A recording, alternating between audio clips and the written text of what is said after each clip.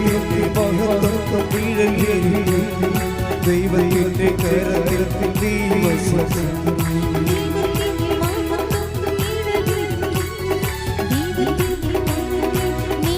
കൈകൾ ഉയർത്തി വിശ്വസിക്കാത്ത ദൈവം ചെയ്യാൻ പോകുന്നു.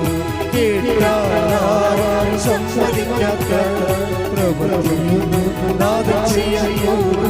സ്തുതിക്കട്ടെ. ഹല്ലേലൂയ ഹല്ലേലൂയ ഹല്ലേലൂയ.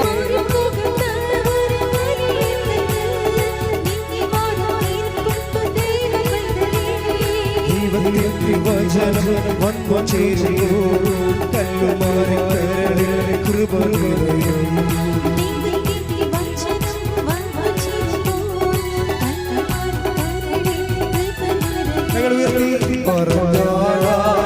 വിശ്വസിക്കാത്ത ദൈവം ചെയ്യാൻ പോകുന്നു. കേട്ടാൽ സംസാരിക്കാത്ത നാദം ചെയ്യാൻ പോകുന്നു. തക്കവിധ ദൈവം ഒരു പ്രവൃത്തി ചെയ്യും. തടവറൊട്ടിക്കാൻ ദൈവം ഇടവും ബലവും ദൂതന്മാരാണ്. വിശ്വസിക്കാത്ത ദൈവം ചെയ്യാൻ പോകുന്നു.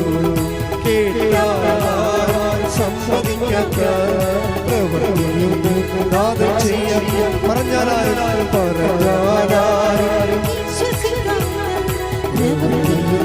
ദൈവം ചെയ്യാൻ പോകുന്നു. കേട്ടാൽ സംസാരിക്കാത്ത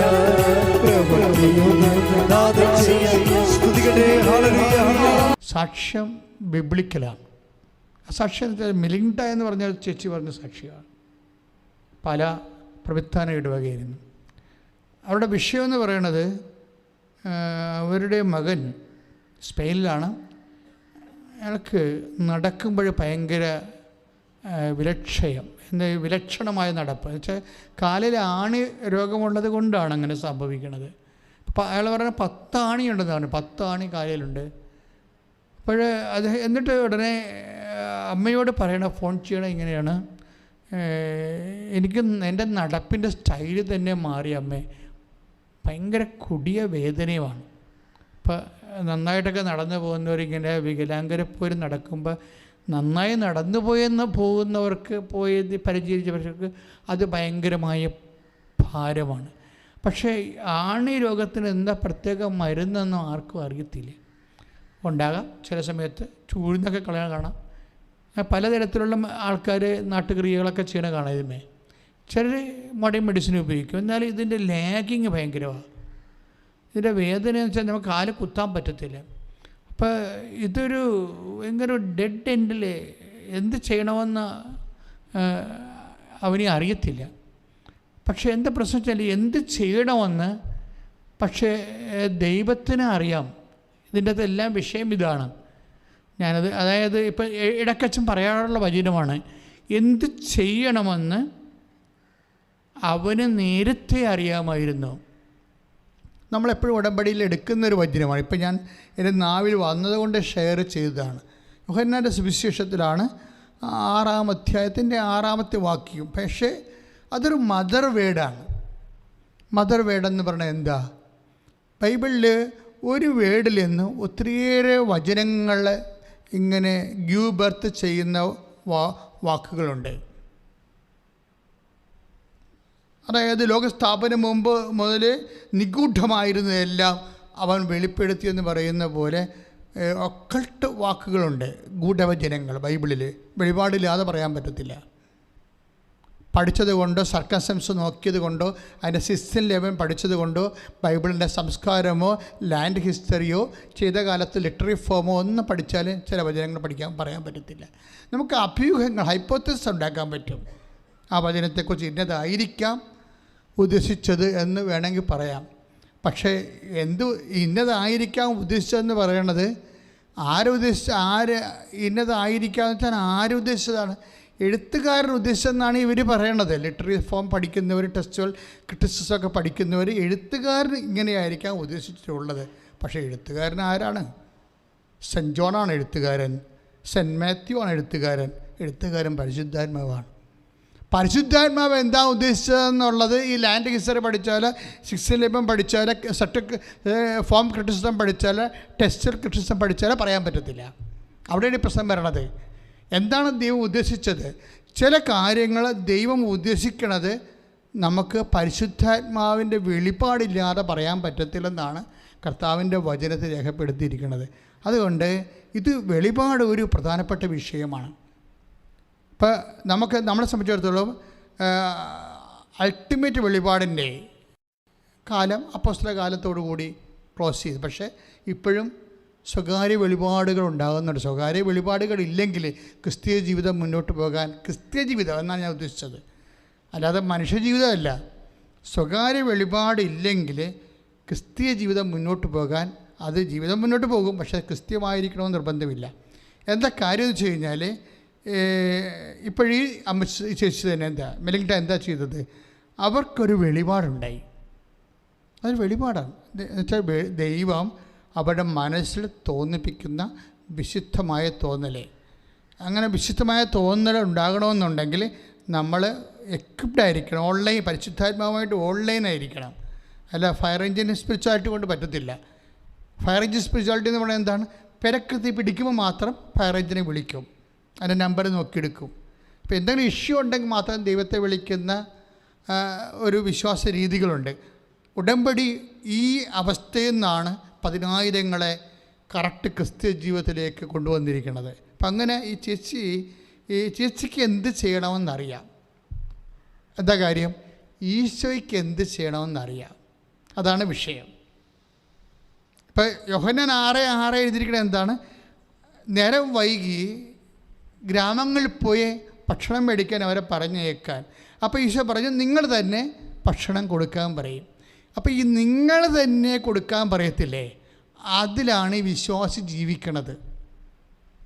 ഇപ്പം ഉടമ്പടി നമുക്ക് തന്നെ എന്തിനാണ്? നിങ്ങൾ തന്നെ ഭക്ഷണം കൊടുക്കാൻ. വെരി വെരി ക്ലിയർ അല്ലേ അതിനകത്തുനിന്ന്? അപ്പോൾ ഉടമ്പടി നമുക്ക് തന്നെ എന്തിനാണ്? ഈശോയുടെ ഒരു വാഗ്ദാനമാണ്. എന്താണ്? നിങ്ങൾക്ക് തന്നെ ഇത് കൊടുക്കാൻ കഴിയും. ഈശോ മാത്രമേ അങ്ങനെ ലോകത്ത് പറഞ്ഞിട്ടുള്ളൂ. എന്നെ ശ്രവിക്കുന്ന ഓരോ വിശ്വാസിയും നിൻ്റെ ജീവിത പ്രശ്നങ്ങൾ, എൻ്റെ താക്കോല് നിൻ്റെ കയ്യിൽ തന്നെ കർത്താവ് തന്നിട്ടുണ്ടേ. മനസ്സിലായില്ലേ? അച്ഛൻ പറഞ്ഞ മനസ്സിലായോ?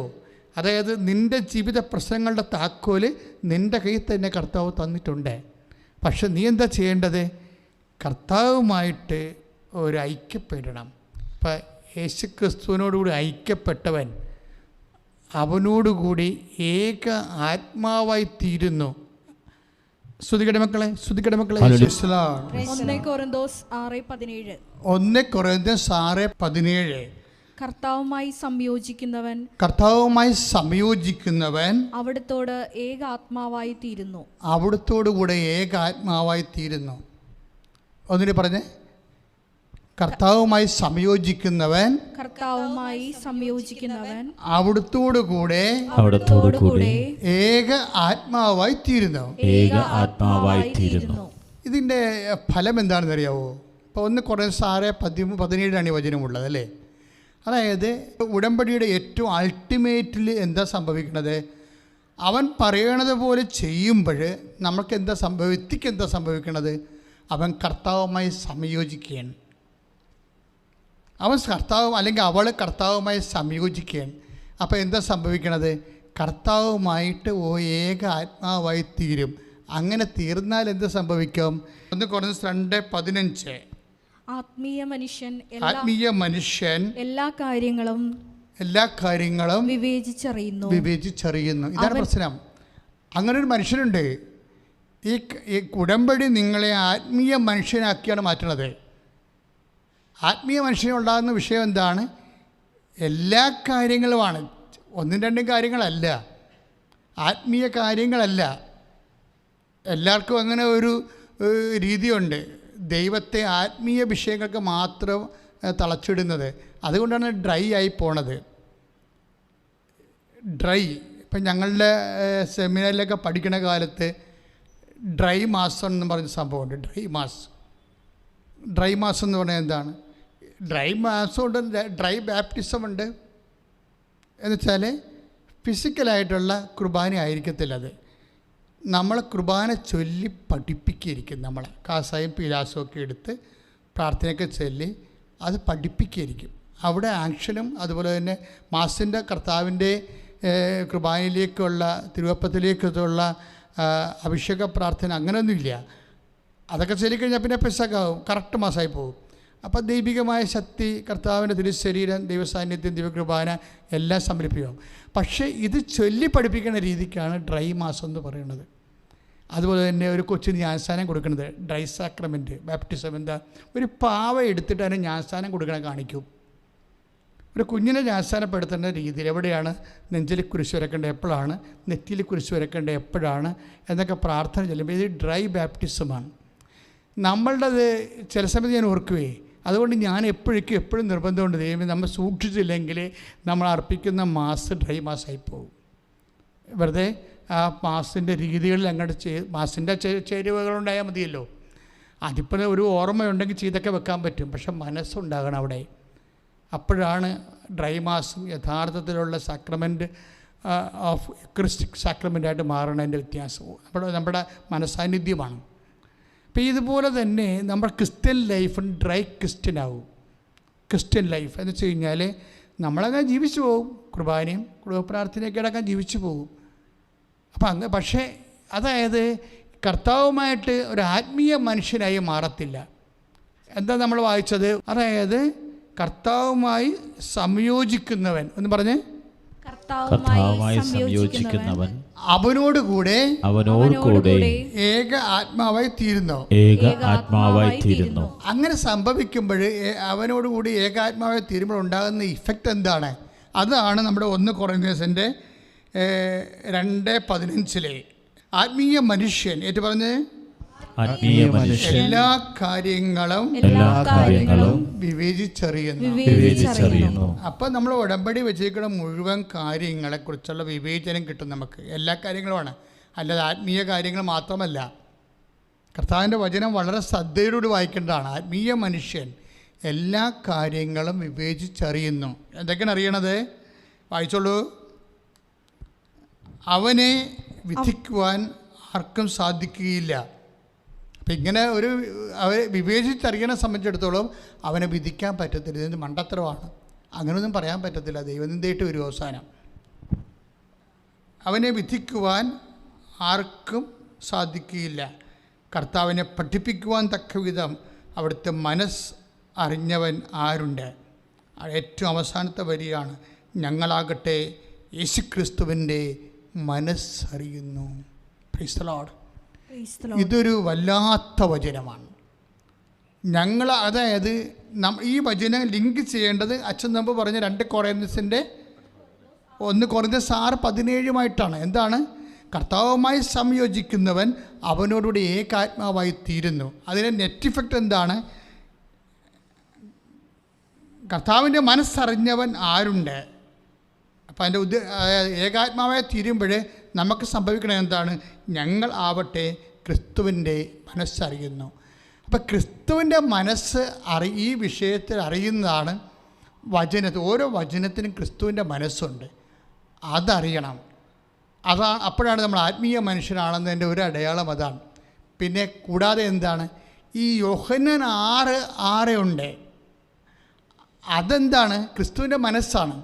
ഒരു വിഷയമുണ്ടായപ്പോൾ നിങ്ങൾ തന്നെ അതിനെ കൈകാര്യം ചെയ്യൂ. കർത്താവിൻ്റെ ഒരു നിലപാടിൻ്റെ ഭാഗമാണത്. കർത്താവിൻ്റെ നിലപാടിൻ്റെ ഭാഗമാണ്. നിങ്ങൾ തന്നെ അതിനെ അവർക്ക് കൊടുക്കുക. അത് ഈശോയുടെ ഒരു വചനമാണ്, ഈശോയുടെ നിലപാടാണ്. അതായത് നിങ്ങൾ തന്നെ നിങ്ങളുടെ കടല് നീന്തി അക്കരെ കടക്കണം, ഞാൻ നിങ്ങളുടെ കൂടെ ശബ്ദത്തിലൂടെ സമാന്തരമായി സഞ്ചരിക്കും. ഇത് തമ്മിൽ ഭയങ്കര ബന്ധമുള്ള വചനങ്ങളാണ്. അതായത് യോഹന്നാൻ 6:21 അവനെ വള്ളത്തിൽ കയറ്റുവാൻ അവർ ആഗ്രഹിച്ചു. അത്രയേ ഉള്ളൂ, വള്ളത്തിൽ കയറ്റിയില്ല.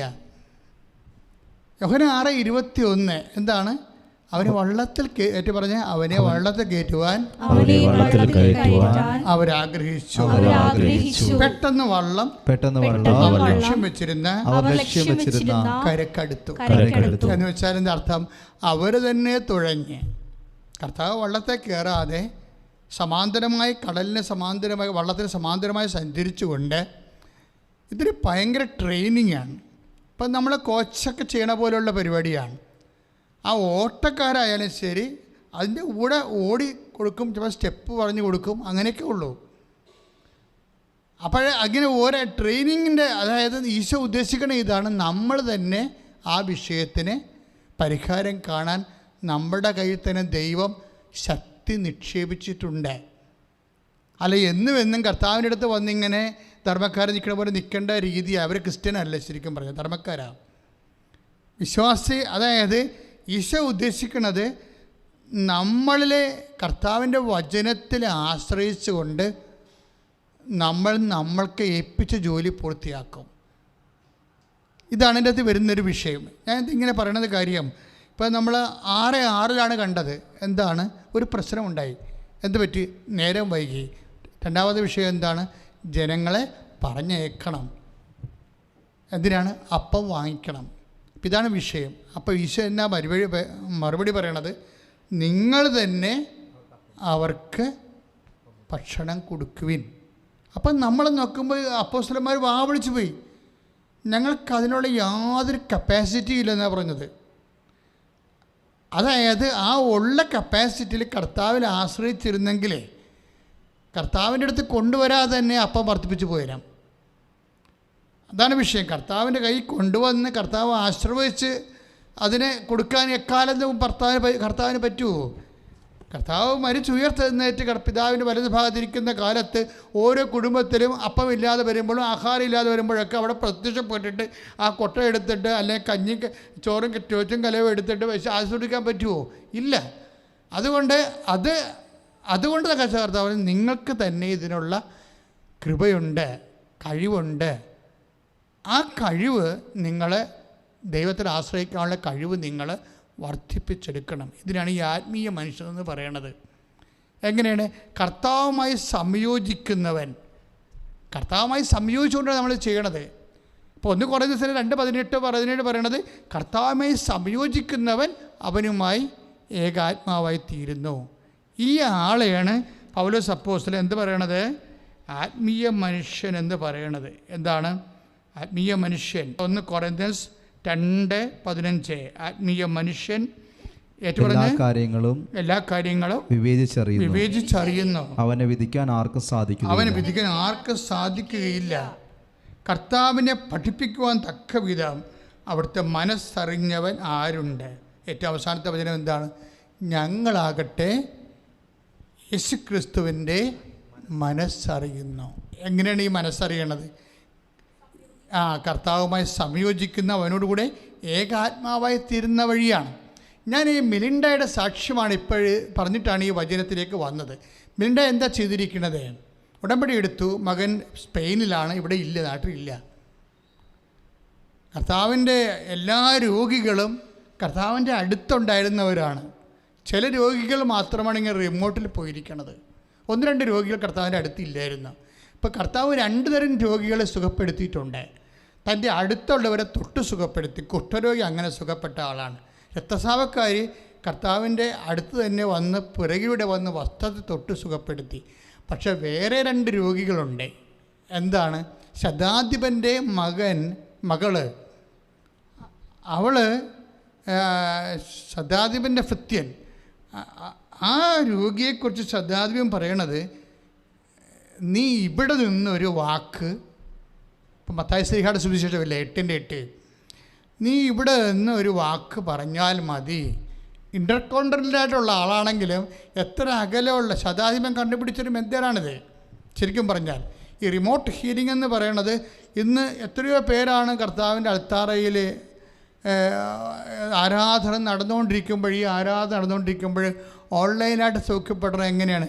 അതായത് ഇത് ശതാധിപൻ്റെ കാലത്ത് ഒരു ആവശ്യം വന്നപ്പോൾ ശതാധിപൻ്റെ വിശ്വാസം ഇത്തിരി വലിയൊരു വിശ്വാസമാണ്. അതുകൊണ്ട് ഈശോ അത് പറയുകയും ചെയ്ത്, ഇത്രയും വലിയ വിശ്വാസം ഇസ്രയേലിൽ പോലും കണ്ടിട്ടില്ല. അപ്പം അടുത്ത ഹീലിംഗ് അടുത്തുള്ള ആൾക്കാരെ ഹീൽ ചെയ്യണത് ഒരു മീഡിയം ഫെയ്ത്താണ്. പക്ഷേ അകലെയുള്ള ആൾക്കാരെ ഹീൽ ചെയ്യണത് വലിയ വിശ്വാസമാണ്. ശ്രുതികട്ടെ ഹല്ലേലൂയ. ലൂക്കായുടെ സുവിശേഷം 7-ാം അധ്യായം 9-ാം വാക്യം. യേശു ഏറ്റുപറഞ്ഞ് ഇത് കേട്ട് അവനെ പറ്റി വിസ്മയിച്ചു. തന്നെ അനുഗമിച്ചിരുന്ന ജനക്കൂട്ടത്തിന് നേരെ തിരിഞ്ഞ് അവൻ പറഞ്ഞു, ഞാൻ നിങ്ങളോട് പറയുന്നു, ഇസ്രായേലിൽ പോലും ഇതുപോലുള്ള വിശ്വാസം കണ്ടിട്ടില്ല. അപ്പൊ ഈ വലിയ വിശ്വാസം, ഈ വിശ്വാസത്തിൻ്റെ നിലവാരം വർദ്ധിക്കുന്ന അനുസരിച്ചുകൊണ്ട് ഇതുപോലെ റിമോട്ട് ഹീലിംഗ് നടക്കും. അതായത് വളരെ ഫാറായിട്ടുള്ള ഇതുപോലെ തന്നെ രാജ്യസേവകനും ഉണ്ട് ഈ ഒരു പരിപാടി. രാജ്യസേവകൻ നമ്മൾ യോഹന്നാൻ്റെ സുവിശേഷത്തിൽ 4:49-50 വചനങ്ങൾ. അപ്പം രാജ്യസേവകൻ്റെ ഭൃത്യൻ്റെ വിഷയം സംഭവിക്കുമ്പോൾ ഇതുപോലെ രാജ്യസേവകനോട് ഈശോ പറയുന്നൊരു വാക്കുണ്ട്. എന്താണ്? പൊയ്ക്കൊള്ളുക. എന്താണ്? നിൻ്റെ മകൻ ജീവിക്കും. അതാണ് സംഭവം. എന്നിട്ട് കൃത്യമായിട്ട് ആ മകൻ ജീവിക്കും. പക്ഷേ എന്താ വിഷയം? എങ്ങനെയാണ് അവൻ ജീവിച്ചതെന്നാണ് യോഹന്നാൻ 4:50 പറയണത്. എന്താ 4:50 പറയണത്? യേശു പറഞ്ഞ വചനം വിശ്വസിച്ച് അവൻ പോയി. യേശു പറഞ്ഞ വചനം വിശ്വസിച്ച് അവൻ പോയി. അതാണ് വിഷയം. അതായത് രോഗി പേഷ്യൻ്റ് ഇവിടെ ഇല്ല, പേഷ്യൻ്റ് വളരെ അകലെയാണ്. പക്ഷെ എന്താണ് ഉള്ളത്? ആ അപ്പൻ അല്ലെങ്കിൽ ആ രാജ്യസേവകൻ കർത്താവിൻ്റെ വചനത്തിൽ വിശ്വസിച്ചു. അപ്പോഴേ ഈ വിശ്വാസത്തിന് നിലവാരം തന്നെ വ്യത്യസ്തങ്ങളായ നിലവാരമാണ് ഉള്ളത്. അതായത് നമ്മുടെ മുമ്പിൽ വരണ വിഷയങ്ങൾ, ഇപ്പോൾ ചെറിയ വിഷയങ്ങളുണ്ടാകാം, വലിയ വിഷയങ്ങളുണ്ടാകാം. അപ്പോൾ വലിയ വിഷയങ്ങൾക്ക് വലിയ വിശ്വാസമാണ് വേണ്ടത്, ചെറിയ വിഷയങ്ങൾക്ക് ചെറിയ വിശ്വാസവും. പക്ഷേ അതിനേക്കാൾ ഉപരി ഇപ്പോൾ ഈ മെലിൻഡയുടെ വിശ്വാസം വലിയ വിശ്വാസമാണ്. എന്താ പ്രശ്നം? ഈ ആണി രോഗം ബാധിച്ച മകൻ സ്പെയിനിലാണ്, അവർ പാലായിലും. അമ്മ എനിക്ക് നടക്കാൻ പറ്റില്ല, എനിക്ക് കാല് കുത്താൻ പറ്റണില്ല, എൻ്റെ നടപ്പ് തന്നെ വിലക്ഷണമായിക്കൊണ്ടിരിക്കണം എന്ന് പറയുമ്പോൾ അമ്മ എന്താ ചെയ്യണമെന്നറിയാമോ? ആ സാക്ഷി നിങ്ങൾ ഒന്നുകൂടി കേൾക്കണം, നല്ല രസമാണ്. അവർ ഈ മകൻ്റെ കാലിൽ ആണിയുള്ള കാലിൻ്റെ പാദം ആണെന്ന് സങ്കല്പിച്ചിട്ട് തൻ്റെ പാദത്തിൽ, മെലിൻഡയുടെ പാദത്തിൽ വിശ്വാസപ്രമാണം ചൊല്ലി ഉടമ്പടി തൈലം തേക്കും. ഒരു ഫെയ്ത്ത് എക്സിക്യൂഷനാണിത്. ആളെവിടെയാണ്? യൂറോപ്പിലാണ്. ആ യൂറോപ്പിലാകുന്ന പാദം യേശുക്രിസ്തു വിശ്വാസത്തിൽ മനസ്സിൽ കാണും. വെറുതെ മനസ്സിൽ കാണുന്നതല്ല, അത് സങ്കല്പം എന്ന് പറയും. അങ്ങനെയല്ല, വിശ്വാസത്തിൽ മനസ്സിൽ കാണും. വിശ്വാസത്തിൽ മനസ്സിൽ കാണുമ്പോഴെന്ന് പറയും, പൗലോസ് അപ്പോസ്തലൻ പറയും, നമ്മൾ വിദൂരസ്ഥരാകാം പക്ഷേ സമീപസ്ഥരാകും. വിശ്വാസത്തിൽ നമ്മൾ ക്രിസ്തുവിൽ സമീപസ്ഥരാണ്. അവിടെയാണ് അത് വർക്കൗട്ട് ചെയ്യുന്നത്. അങ്ങനെയാണ്. അതായത് ബൈബിളിൽ ഒരു വ്യക്തി രക്ഷപ്പെടാനുള്ള എല്ലാ വചന സൂത്രങ്ങളും ഉണ്ട്. പക്ഷെ അത് ഒക്കൾട്ടാണ്. എന്നുവെച്ചാൽ ഗൂഢവചനം. പറഞ്ഞോളൂ. എഫേസ്യൻസ് 2:13 എന്നാൽ ഒരിക്കൽ വിദൂരസ്ഥരായിരുന്ന നിങ്ങൾ ഇപ്പോൾ യേശുക്രിസ്തുവിൽ അവന്റെ രക്തം വഴി സമീപസ്ഥരായി. അപ്പം ഈ സ്ഥലത്തിൻ്റെ അകലങ്ങൾ മാറണത് ക്രിസ്തുവിലാണ്. സമയത്തിൻ്റെ അകലങ്ങൾ മാറണതും സ്ഥലത്തിൻ്റെ അകലങ്ങൾ മാറണതും ക്രിസ്തുവിലാണ്. ഇപ്പം കാനായിലെ കല്യാണ കുടുംബത്തിൽ സമയത്തിൻ്റെ അകലമാണ് ഉണ്ടായിരുന്നത്, സമയമാകാത്തൊരവസ്ഥയാണ് ഉണ്ടായിരുന്നത്. അവിടെ മധ്യസ്ഥ വഹിച്ചപ്പോൾ ആകാത്ത സമയം അടുത്തു. ഇപ്പോഴത്തെ വിഷയം എന്താ? സെൻറ്റ് പോൾ പറയണത് എഫെസ്യൻസ് 2:13 പറയണത് വിദൂരസ്ഥരായിരുന്ന നിങ്ങൾ ക്രിസ്തുവിൽ സമീപസ്ഥരായിരിക്കും. അതായത് വിശ്വാസത്തിലാണ് നമ്മൾ സമീപസ്ഥമായിരിക്കും. അപ്പോൾ അവിടെ വിശ്വാസത്തിൻ്റെ ഇടയിൽ സ്പേസ് ഇല്ല. നമ്മൾ കമ്പ്യൂട്ടറൊക്കെ ചെയ്യുമ്പോൾ സ്പേസ് ഇട്ട് അടിക്കത്തില്ലേ? വിശ്വാസത്തിൽ സ്പേസ് ഇല്ല.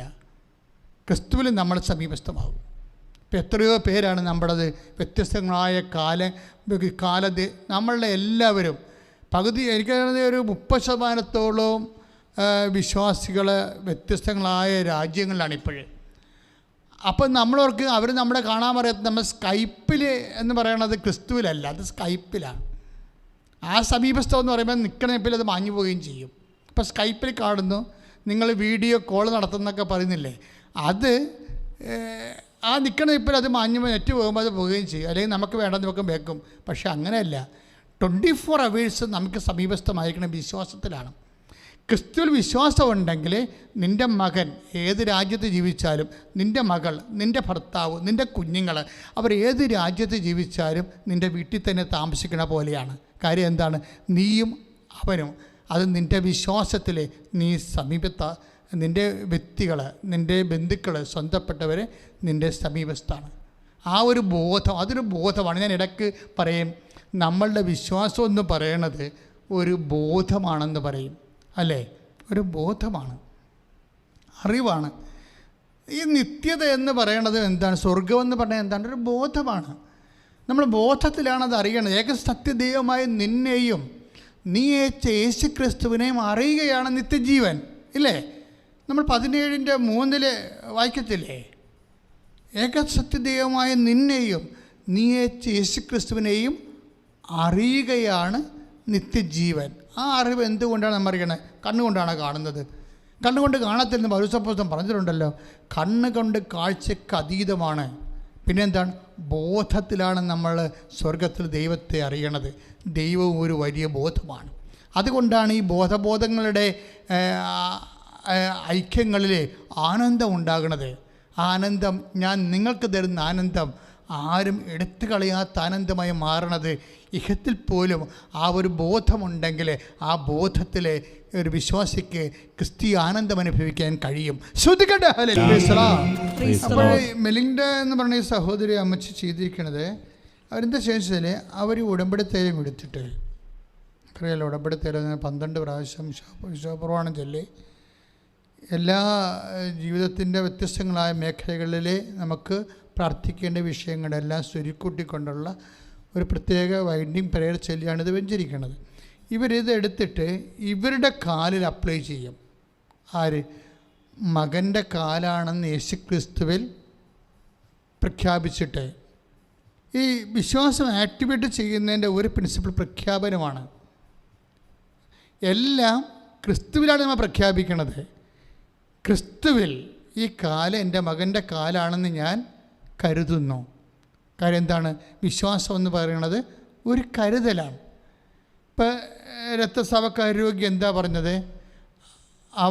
അവൻ്റെ വസ്ത്രത്തിൻ്റെ വിളിമ്പിൽ എങ്കിലും തൊട്ടാൽ താൻ സൗഖ്യപ്പെടുമെന്ന് അവൾ ഉള്ളിൽ കരുതിയിരുന്നു. ലുക്കാസ് വിശേഷം നോക്കിയേ, ശ്രദ്ധിക്കട്ടെ. ഹല്ലേലൂയ. സുവിശേഷം 9:21. അവൻ്റെ വസ്ത്രത്തിൽ ഒന്ന് സ്പർശിച്ചാൽ മാത്രം മതി. എന്താണ്? എനിക്ക് സൗഖ്യം കിട്ടുമെന്ന് അവൾ ഉള്ളിൽ വിചാരിച്ചിരുന്നു. ഈ വിശ്വാസം പ്രഖ്യാപിക്കുന്നത് ഉള്ളിലെ വിചാരമായിട്ടാണ്. മെലിൻഡ എന്താ ചെയ്തിരിക്കുന്നത്? ഉള്ളിലെ വിചാരമാണ്. ക്രിസ്തുവിൽ തൻ്റെ പാദം മകൻ്റെ പാദമായിട്ട് ഉള്ളിൽ വിചാരിക്കുകയാണ്. ആരല്ലേ? ക്രിസ്തുവിലെ. ഇതാണ് ഈ ക്രിസ്തുവിൽ വിചാരിക്കുമ്പോഴാണ് ഈ സംഭവം വിദൂരസ്ഥരെ സമീപസ്ഥമാകുന്നത്. ആ സ്ഥലത്തിൻ്റെ വിശാലമായത്, ആ വലിയ സ്പേസ് ഷോർട്ടൻ ചെയ്യണത് അങ്ങനെയാണ്. ഇതുപോലെ തന്നെയാണ് കർത്താവിൻ്റെ വസ്ത്രത്തിൻ്റെ വിളിമ്പിൽ പോലും കർത്താവിൻ്റെ ശക്തി ഉണ്ടെന്ന് എത്രയോ പേര് കർത്താവിൻ്റെ വസ്ത്രത്തേക്ക് തിക്കി ഞെരിഞ്ഞപ്പോൾ അവർ അപ്പോസ്തലന്മാർ ചോദിക്കുന്നുണ്ട്, നിന്നെ ഇരിക്കുന്നില്ലേ? ആയിരക്കണക്കിന് മനുഷ്യർ നിൻ്റെ വസ്ത്രത്തെ പോലും സ്പർശിക്കുന്നുണ്ട്, എന്നിട്ട് അവിടെ ഒരു സൗഖ്യമില്ല. അവിടെയാണ് വിഷയം വരുന്നത്. അതായത് ഈ ഉള്ളിൽ വിചാരിപ്പിലാണ് വിഷയം ഇരിക്കുന്നത്. 10,000 പേര് കർത്താവിനെ ഞെരിക്കുമെന്ന് പറഞ്ഞിട്ട് കാര്യമില്ല. ഇതിലാരാണ് ഉള്ളിൽ വിചാരിക്കണത് അവർക്കാണ് അനുഭവം വരണത്. രക്തസ്രാവക്കാർ രോഗി വിചാരിച്ചു, വെറുതെ വിചാരിച്ചതല്ല. എന്താണ്? വസ്ത്രത്തിൻ്റെ വിളിമ്പിൽ പോലും പവറായിരിക്കും, ഡിവൈൻ പവറായിരിക്കുമെന്ന് വിശ്വസിക്കുന്നു. അതാണ് വിശ്വാസം, അതാണ് വിചാരിപ്പെന്ന് പറയണത്. ഈ വിചാരിക്കുന്നതിനെ നമ്മളങ്ങനെ വിചാരിക്കുമ്പോൾ അതിൽ ഉള്ളത് എന്താണ് അത് നമുക്ക് അനുഭവിക്കാൻ പറ്റും. ഇപ്പം മിലിംഗ്ടൺ ആ ചേച്ചി എന്താ ചെയ്തത്? കർത്താവിൽ അവൾ വിചാരിച്ചു, എൻ്റെ മകൻ്റെ കാലാണിതെന്നും പറഞ്ഞ് വിചാരിച്ചു. ഇത് വിശ്വാസത്തിൻ്റെ ഒരു ലെവലാണ്. എന്നിട്ട് അവരുടെ കാലിൽ ഉടമ്പടി തൈലം 10 സ്ഥലത്ത് ഇങ്ങനെ വിശ്വാസ പ്രമാണം ചൊല്ലി തൊടുമ്പോൾ ഒരു ദിവസം കഴിയുമ്പോൾ അവിടെ തന്നെ പെട്ടെന്ന് മകൻ വിളിക്കും, അമ്മേ എനിക്ക് എല്ലാ വേദനയും മാറി, ആ ആണി അടന്നു പോയെന്ന് പറയും. എവിടെയാണ്? സ്പെയിനില്ലേ. ഈ സാക്ഷ്യം ഞാൻ കേട്ടപ്പോൾ ഞാൻ പെട്ടെന്ന് ഈ സാക്ഷ്യം ക്യാച്ച് ചെയ്ത്. എന്താ കാര്യമെന്ന് വെച്ച് കഴിഞ്ഞാൽ ഇതുപോലെ പല സാക്ഷ്യങ്ങൾ, ഇത് ഒറ്റപ്പെട്ട സംഭവമല്ല. പണ്ടിതുപോലെ വല്ലാത്ത ഉദരവേദന ഉണ്ടായിരുന്ന മകൾ നാട്ടിലില്ല. അമ്മയുടെ വയറ്റിൽ ഉടമ്പടി തൈലം തേച്ച് വിശ്വാസ പ്രമാണം ചൊല്ലിയിട്ടുണ്ട്, അത് സൗഖ്യപ്പെട്ടിട്ടുണ്ട്. ഇത് പല സാക്ഷ്യങ്ങളുണ്ട്, നമ്മുടെ യൂട്യൂബിലുണ്ടത്. മകൾക്ക് കുഞ്ഞുങ്ങളില്ല, പക്ഷേ മകൾ നാട്ടിലില്ല. അതുകൊണ്ട് അമ്മയുടെ ഉദരത്തിൽ ഉടമ്പടി തൈലം വിശ്വാസ പ്രമാണം ചൊല്ലി യേശു ക്രിസ്തുവിൽ പ്രഖ്യാപിക്കും. ഇതെല്ലാം ഒരു പ്രഖ്യാപനം. വിശ്വാസം എന്ന് പറയുന്നത് ഒരു പ്രാർത്ഥനയല്ല, ഒരു പ്രഖ്യാപനമാണ്.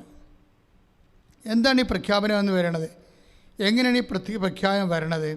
എന്താണ് നമ്മൾ പ്രഖ്യാപിക്കുന്നത്? അതെല്ലാം നമ്മൾ അറിയണം. എന്താണ്? യേശു കർത്താവാണെന്നാണ് പ്രഖ്യാപിക്കുന്നത്. ആദിമസഭയാണ് ഇത് കണ്ടുപിടിച്ചത്.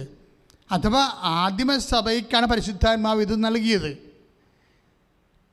കാര്യം യേശു കർത്താവാണെന്ന് അധരം കൊണ്ട് പ്രഖ്യാപിക്കും. പിന്നെന്ത് ചെയ്യും? 2 കാര്യങ്ങളാണ് ഈ ക്രിസ്തുവിനെ അനുഭവിക്കാൻ വേണ്ടിയുള്ള എളുപ്പമാർഗം സഭയിലുള്ളത്. ഒന്ന്, യേശു കർത്താവാണെന്ന് അധരം കൊണ്ട് ഏറ്റു പറയണം. അങ്ങനെ അധരം കൊണ്ട് ഏറ്റു പറയണതിന് മുമ്പ് ഒരു കാര്യം ചെയ്യണം നമ്മൾ. എന്താണ്? ദൈവം അവന് മരിച്ചുവെന്ന് ഉറപ്പിച്ചെന്ന് ഹൃദയത്തിൽ വിശ്വസിക്കണം. ഇതാണ് വിശ്വാസം വന്നിരിക്കുന്നത്, ഹൃദയത്തിലാണ്. അപ്പം അത് റോമ 10:9 ഒരു വല്ലാത്ത വചനമാണ്. അതിലാണല്ലോ ഈ ഉടമ്പടി തൈലം എല്ലാം വർക്കൗട്ട് ചെയ്യണത്. അപ്പോൾ നിങ്ങൾക്ക് ഉടമ്പടി തൈലം തേക്കുമ്പോൾ എങ്ങനെയാണ് ആണി രോഗമാണ് പോണത്? അതല്ല പ്രശ്നം. ഉടമ്പടി തൈലമൊക്കെ ഒരു മീഡിയമാണ്. ആ മീഡിയം ഉപയോഗിക്കണത് എന്താണ്? ഞങ്ങളെ വിശ്വാസ പ്രമാണം ചൊല്ലിയും യേശുവിൻ്റെ നാമത്തിലാണ് അത് ആശീർവദിക്കണത്. അപ്പോൾ അത് കർത്താവിൻ്റെ ഒരു വിശുദ്ധ മീഡിയമായിട്ട് പ്രവർത്തിക്കുകയാണ്. സാധാരണ നിങ്ങളുടെ വീട്ടിലിരിക്കുന്ന വെളിച്ചെണ്ണ പോലെ അല്ലത്. അത് ഈശോയുടെ നാമത്തിൽ നമ്മൾ പ്രാർത്ഥിക്കുകയാണ്. ഞങ്ങളെന്താ ചെയ്തിരിക്കണത്? ഞങ്ങളുടെ കപ്പാസിറ്റി അനുസരിച്ച് കൊണ്ട്. ഇപ്പോൾ എന്താണ് എൻ്റെ കപ്പാസിറ്റി എന്ന് പറയണത്? ഞാൻ ഒരു 21 ലക്ഷം മനുഷ്യരെ കർത്താവിന് വേണ്ടി കൗൺസിൽ ചെയ്തൊരു കപ്പാസിറ്റിയാണ്. പിന്നെ എന്താ കപ്പാസിറ്റി? എൻ്റെ ഒരു നല്ല കാലത്ത് 2004 പരിശുദ്ധ അമ്മ അൾത്താറയിൽ പ്രത്യക്ഷപ്പെടാൻ വേണ്ടി മാത്രം ദൈവം എനിക്കൊരു യോഗ്യത തന്നൊരു കപ്പാസിറ്റിയാണ്. ഞാനിത് വലിമയായിട്ട് പറയണതല്ല, ഒരു സാധനം. പക്ഷേ അതിലേക്ക് വന്നത് എന്താണ്? അതിലേക്ക് വന്നത് ദൈവത്തോടുള്ള കുഞ്ഞുനാളും ഓരോരും കർത്താവിന് മഴയത്താണ് ഞാൻ പള്ളിയിൽ പോകണമെങ്കിലും കുർബാന കൊടുക്കാൻ വേണ്ടി വൈദികരെതിരെ വരികയാണെങ്കിൽ, കുർബാന കൊടുക്കാൻ വേണ്ടിയാണ്, രോഗികളെ കുർബാന കൊടുക്കാനാണ് വൈദികം പോകണമെന്ന് കണ്ടാൽ ഞാൻ അവിടെ നനഞ്ഞ മണ്ണിലായാലും മുട്ടയിൽ നിൽക്കും. അതൊരു ബന്ധമാണ് ശരിക്കും. ഇത് പുതുതായിട്ട് അച്ഛനായതിനു ശേഷം ഉണ്ടായൊരു ബന്ധമല്ലത്. അത് നല്ല കത്തോലിക്ക ചൈതന്യമുള്ള പാവപ്പെട്ട മാതാപിതാക്കന്മാർക്ക് ഇന്ന് പകർന്നു കിട്ടിയതാണ്. ഈശോയാണ് പോണത്, നീ മുട്ടയിൽ നിൽക്കണമെന്ന് മാതാപിതാക്കന്മാർ പകർന്നു തന്നതാണ്. ഇന്ന് എല്ലാം നമ്മൾ പകർന്നു കൊടുക്കും മാതാപിതാക്കന്മാർ, യേശുവിനെ ഒഴിച്ച്. അവരെ കുറ്റം പറഞ്ഞാൽ മക്കളെ കുറിച്ചൊരു കാര്യമില്ല. നമ്മളെല്ലാം മക്കൾക്ക് പകർന്നു കൊടുക്കും. എന്താണ് നമ്മൾ കൊടുക്കാത്തത്? യേശുവിനെ ഒഴിച്ച്, യേശുവിനെ പകർന്നു കൊടുക്കാൻ നമുക്കറിയണം. അതിനാണ് ഇതുപോലുള്ള ധ്യാനങ്ങൾ നമ്മൾ കൂടുന്നതിൻ്റെ ഉദ്ദേശം. അങ്ങനെ പകർന്ന് കിട്ടിയാൽ ദൈവം ഒരിക്കലും ഒരു മനുഷ്യരിൽ നിന്ന് അകന്ന് പോകത്തില്ല. ഞാൻ അച്ഛൻ പറഞ്ഞു വരുന്നതിൻ്റെ കാരണം, അങ്ങനെ ഞാനത് അറിയാതെയാണെങ്കിലും കർത്താവിൻ്റെ പ്രത്യേക പരിപാലനയിൽ ആ വിശ്വാസം മെയിൻറ്റെയിൻ ചെയ്ത്, എന്നിട്ട് ചെറിയ വിശ്വാസത്തിൽ നിന്ന് വലിയ വിശ്വാസത്തിലേക്ക് കൊണ്ടുവന്നു. വലിയ വിശ്വാസത്തിലേക്ക് കൊണ്ടുവന്നു വെച്ച് കഴിഞ്ഞാൽ, സുനാമി നടക്കുമ്പോൾ ഞാൻ ആലപ്പുഴ അന്ധകാരനഴി മുഖത്ത് നിൽക്കുകയാണ്. രണ്ടാമത്തെ സുനാമിക്ക്, മൂന്നാമത്തെ സുനാമി വരാൻ പോകുന്ന റേഡിയോയിൽ ടെലിവിഷനിലും വിളിച്ച് പറയുമ്പോൾ ജനം കിട്ടിയതും പെറുക്കിക്കൊണ്ട്, കൈ കിട്ടിയത് ആട് പശുവിനെയൊക്കെ എടുത്ത് ഓട്ടോറിക്ഷയെ കയറ്റി, ആടിനെയൊക്കെ കയറ്റി, ആടിനെ സൈക്കിളെ വെച്ചൊക്കെ കിട്ടിയതും പെറുക്കൊണ്ട് പോകുന്ന വലിയൊരു കാഴ്ച എൻ്റെ ജീവിതത്തിൽ ഒരിക്കലും കാണാത്തൊരു കാഴ്ചയാണ്. എങ്ങനെയാണ് അഭയാർത്ഥികൾ പോകുന്നതെന്ന്, എൻ്റെ തീരെ നാട് എങ്ങനെയാണ് ഒഴിഞ്ഞു പോണതെന്ന് നമുക്ക്. അതായത് അവിടെ ആ സമയത്ത് KR ഗൗരിയമ്മ വന്നു, മന്ത്രിയാണെന്നവരെ. അവിടെ ഈ പോലീസും പട്ടാളം എല്ലാം വന്നവിടെ, പോലീസൊക്കെ വന്നു. പക്ഷേ മൂന്നാമത്തെ തിര വരുന്നുവെന്ന് അറിഞ്ഞപ്പോൾ ഒരു കണക്കിനാണ് മന്ത്രി അവിടെ നിന്ന് പോയത്. പോലീസിനെ കാണാനില്ല. ഞാനതിൻ്റെ കണ്ണുകൊണ്ട് കണ്ടതാണ്. എന്താ സംഭവിച്ചു കഴിഞ്ഞാൽ, മൂന്നാമത്തെ തിരയുടെ അവസ്ഥ അറിയാമല്ല, റേഡിയോയിൽ വന്നിരിക്കുന്നത് ആയിരക്കണക്കിന് ആൾക്കാർ മരിച്ചു, വേളാങ്കണ്ണി പോലും കടൽ കയറി എന്ന് പറഞ്ഞുകൊണ്ട് ഇങ്ങനെ മരണ റിപ്പോർട്ടല്ലേ. അന്തരീക്ഷം തന്നെ എല്ലാം മാറിപ്പോയി. നമ്മളിപ്പോൾ കാണുന്ന അന്തരീക്ഷം അല്ലത്. ഭയങ്കര കാർമേഘം കയറി ശീതക്കാറ്റടിച്ചിട്ട് കടലിങ്ങനെ പെരുണ്ട് വരുന്ന ഒരു സംഭവമാണിത്. ആ സമയത്ത് മൂന്നാമത്തെ 10:10 മൂന്നാമത്തെ വേവ് ഉണ്ടാകുന്നത്. അപ്പോൾ ഞാൻ നോക്കുമ്പോൾ എൻ്റെ മുമ്പിലുള്ളത് മദർ തെരേസയുടെ 3 സിസ്റ്റേഴ്സുണ്ട്. ആൾക്കാരൊത്തിരിയുണ്ട്, ഒരു കഥയില്ല. എന്തെങ്കിലും സംഭവിച്ചാൽ ഇന്ന് നമ്മൾ കാണിക്കുന്ന മസിലില്ലേ, അതിനെക്കൊണ്ട് അടക്കാനേ പറ്റത്തുള്ളൂ, ഒന്നും ചെയ്യാൻ പറ്റത്തില്ല. ഈ ഒന്നും സംഭവിക്കാത്തോളം കാലം കേമന്മാരാണ്, ഞങ്ങൾ ഭയങ്കര സംഘടനാ പ്രാപകരാണെന്നൊക്കെ പറഞ്ഞില്ലേ. ഒരു വിഷയം വന്നാൽ ഒന്നും ചെയ്യാൻ പറ്റത്തില്ല. അതായത് ഞാൻ അങ്ങനെ ആ മനുഷ്യന്മാർ അവിടെ കടപ്പുറത്ത് തടിച്ചു കൂടിയ മനുഷ്യരെ കൊണ്ട് നമുക്കൊരു പ്രയോജനമില്ല. അപ്പോൾ എനിക്കെന്താണ്, എൻ്റെ മുമ്പിൽ മദർ തെരേസയുടെ 3 സിസ്റ്റേഴ്സ് ഉണ്ട്.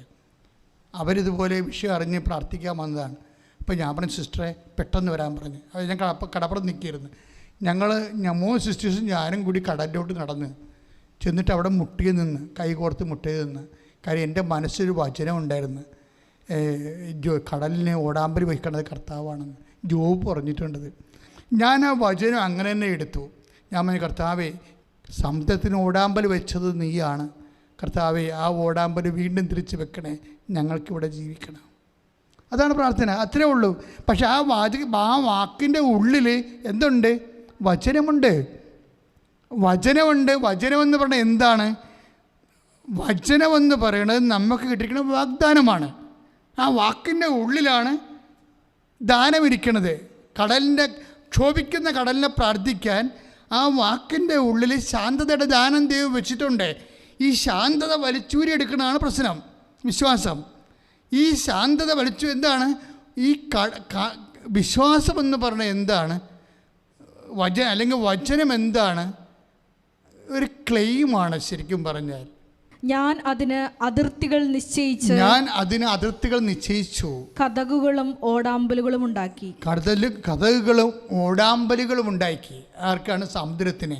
അപ്പോൾ എന്ത് അധികാര സൂര്യതാപമാണെന്ന് പറഞ്ഞാലും, അതുപോലെ തന്നെ കാലാവസ്ഥ വ്യതിയാനമാണെന്ന് പറഞ്ഞാലും, ഇതിനൊക്കെ കർത്താവിൻ്റെ കയ്യിൽ അതിനൊക്കെ ഒരു നിയന്ത്രണത്തിൻ്റെ ശക്തിയുണ്ട്. അപ്പോൾ ഞങ്ങൾ ആ സമയത്ത് അതാണ് ഓർത്തത്. ജീവിക്കാൻ വേണ്ടി വിശ്വാസം പ്രഖ്യാപിക്കാതെ ഒരടി മുന്നോട്ട് പോകാൻ പറ്റാത്തൊരു സമയമാണ്. അത് പ്രഖ്യാപിക്കാൻ കർത്താവ് ആ സമയത്ത് തോന്നിച്ചതാണ്. അതാണ് ഞാൻ ആസ്തി എന്ന് പറഞ്ഞതിൻ്റെ കാരണം.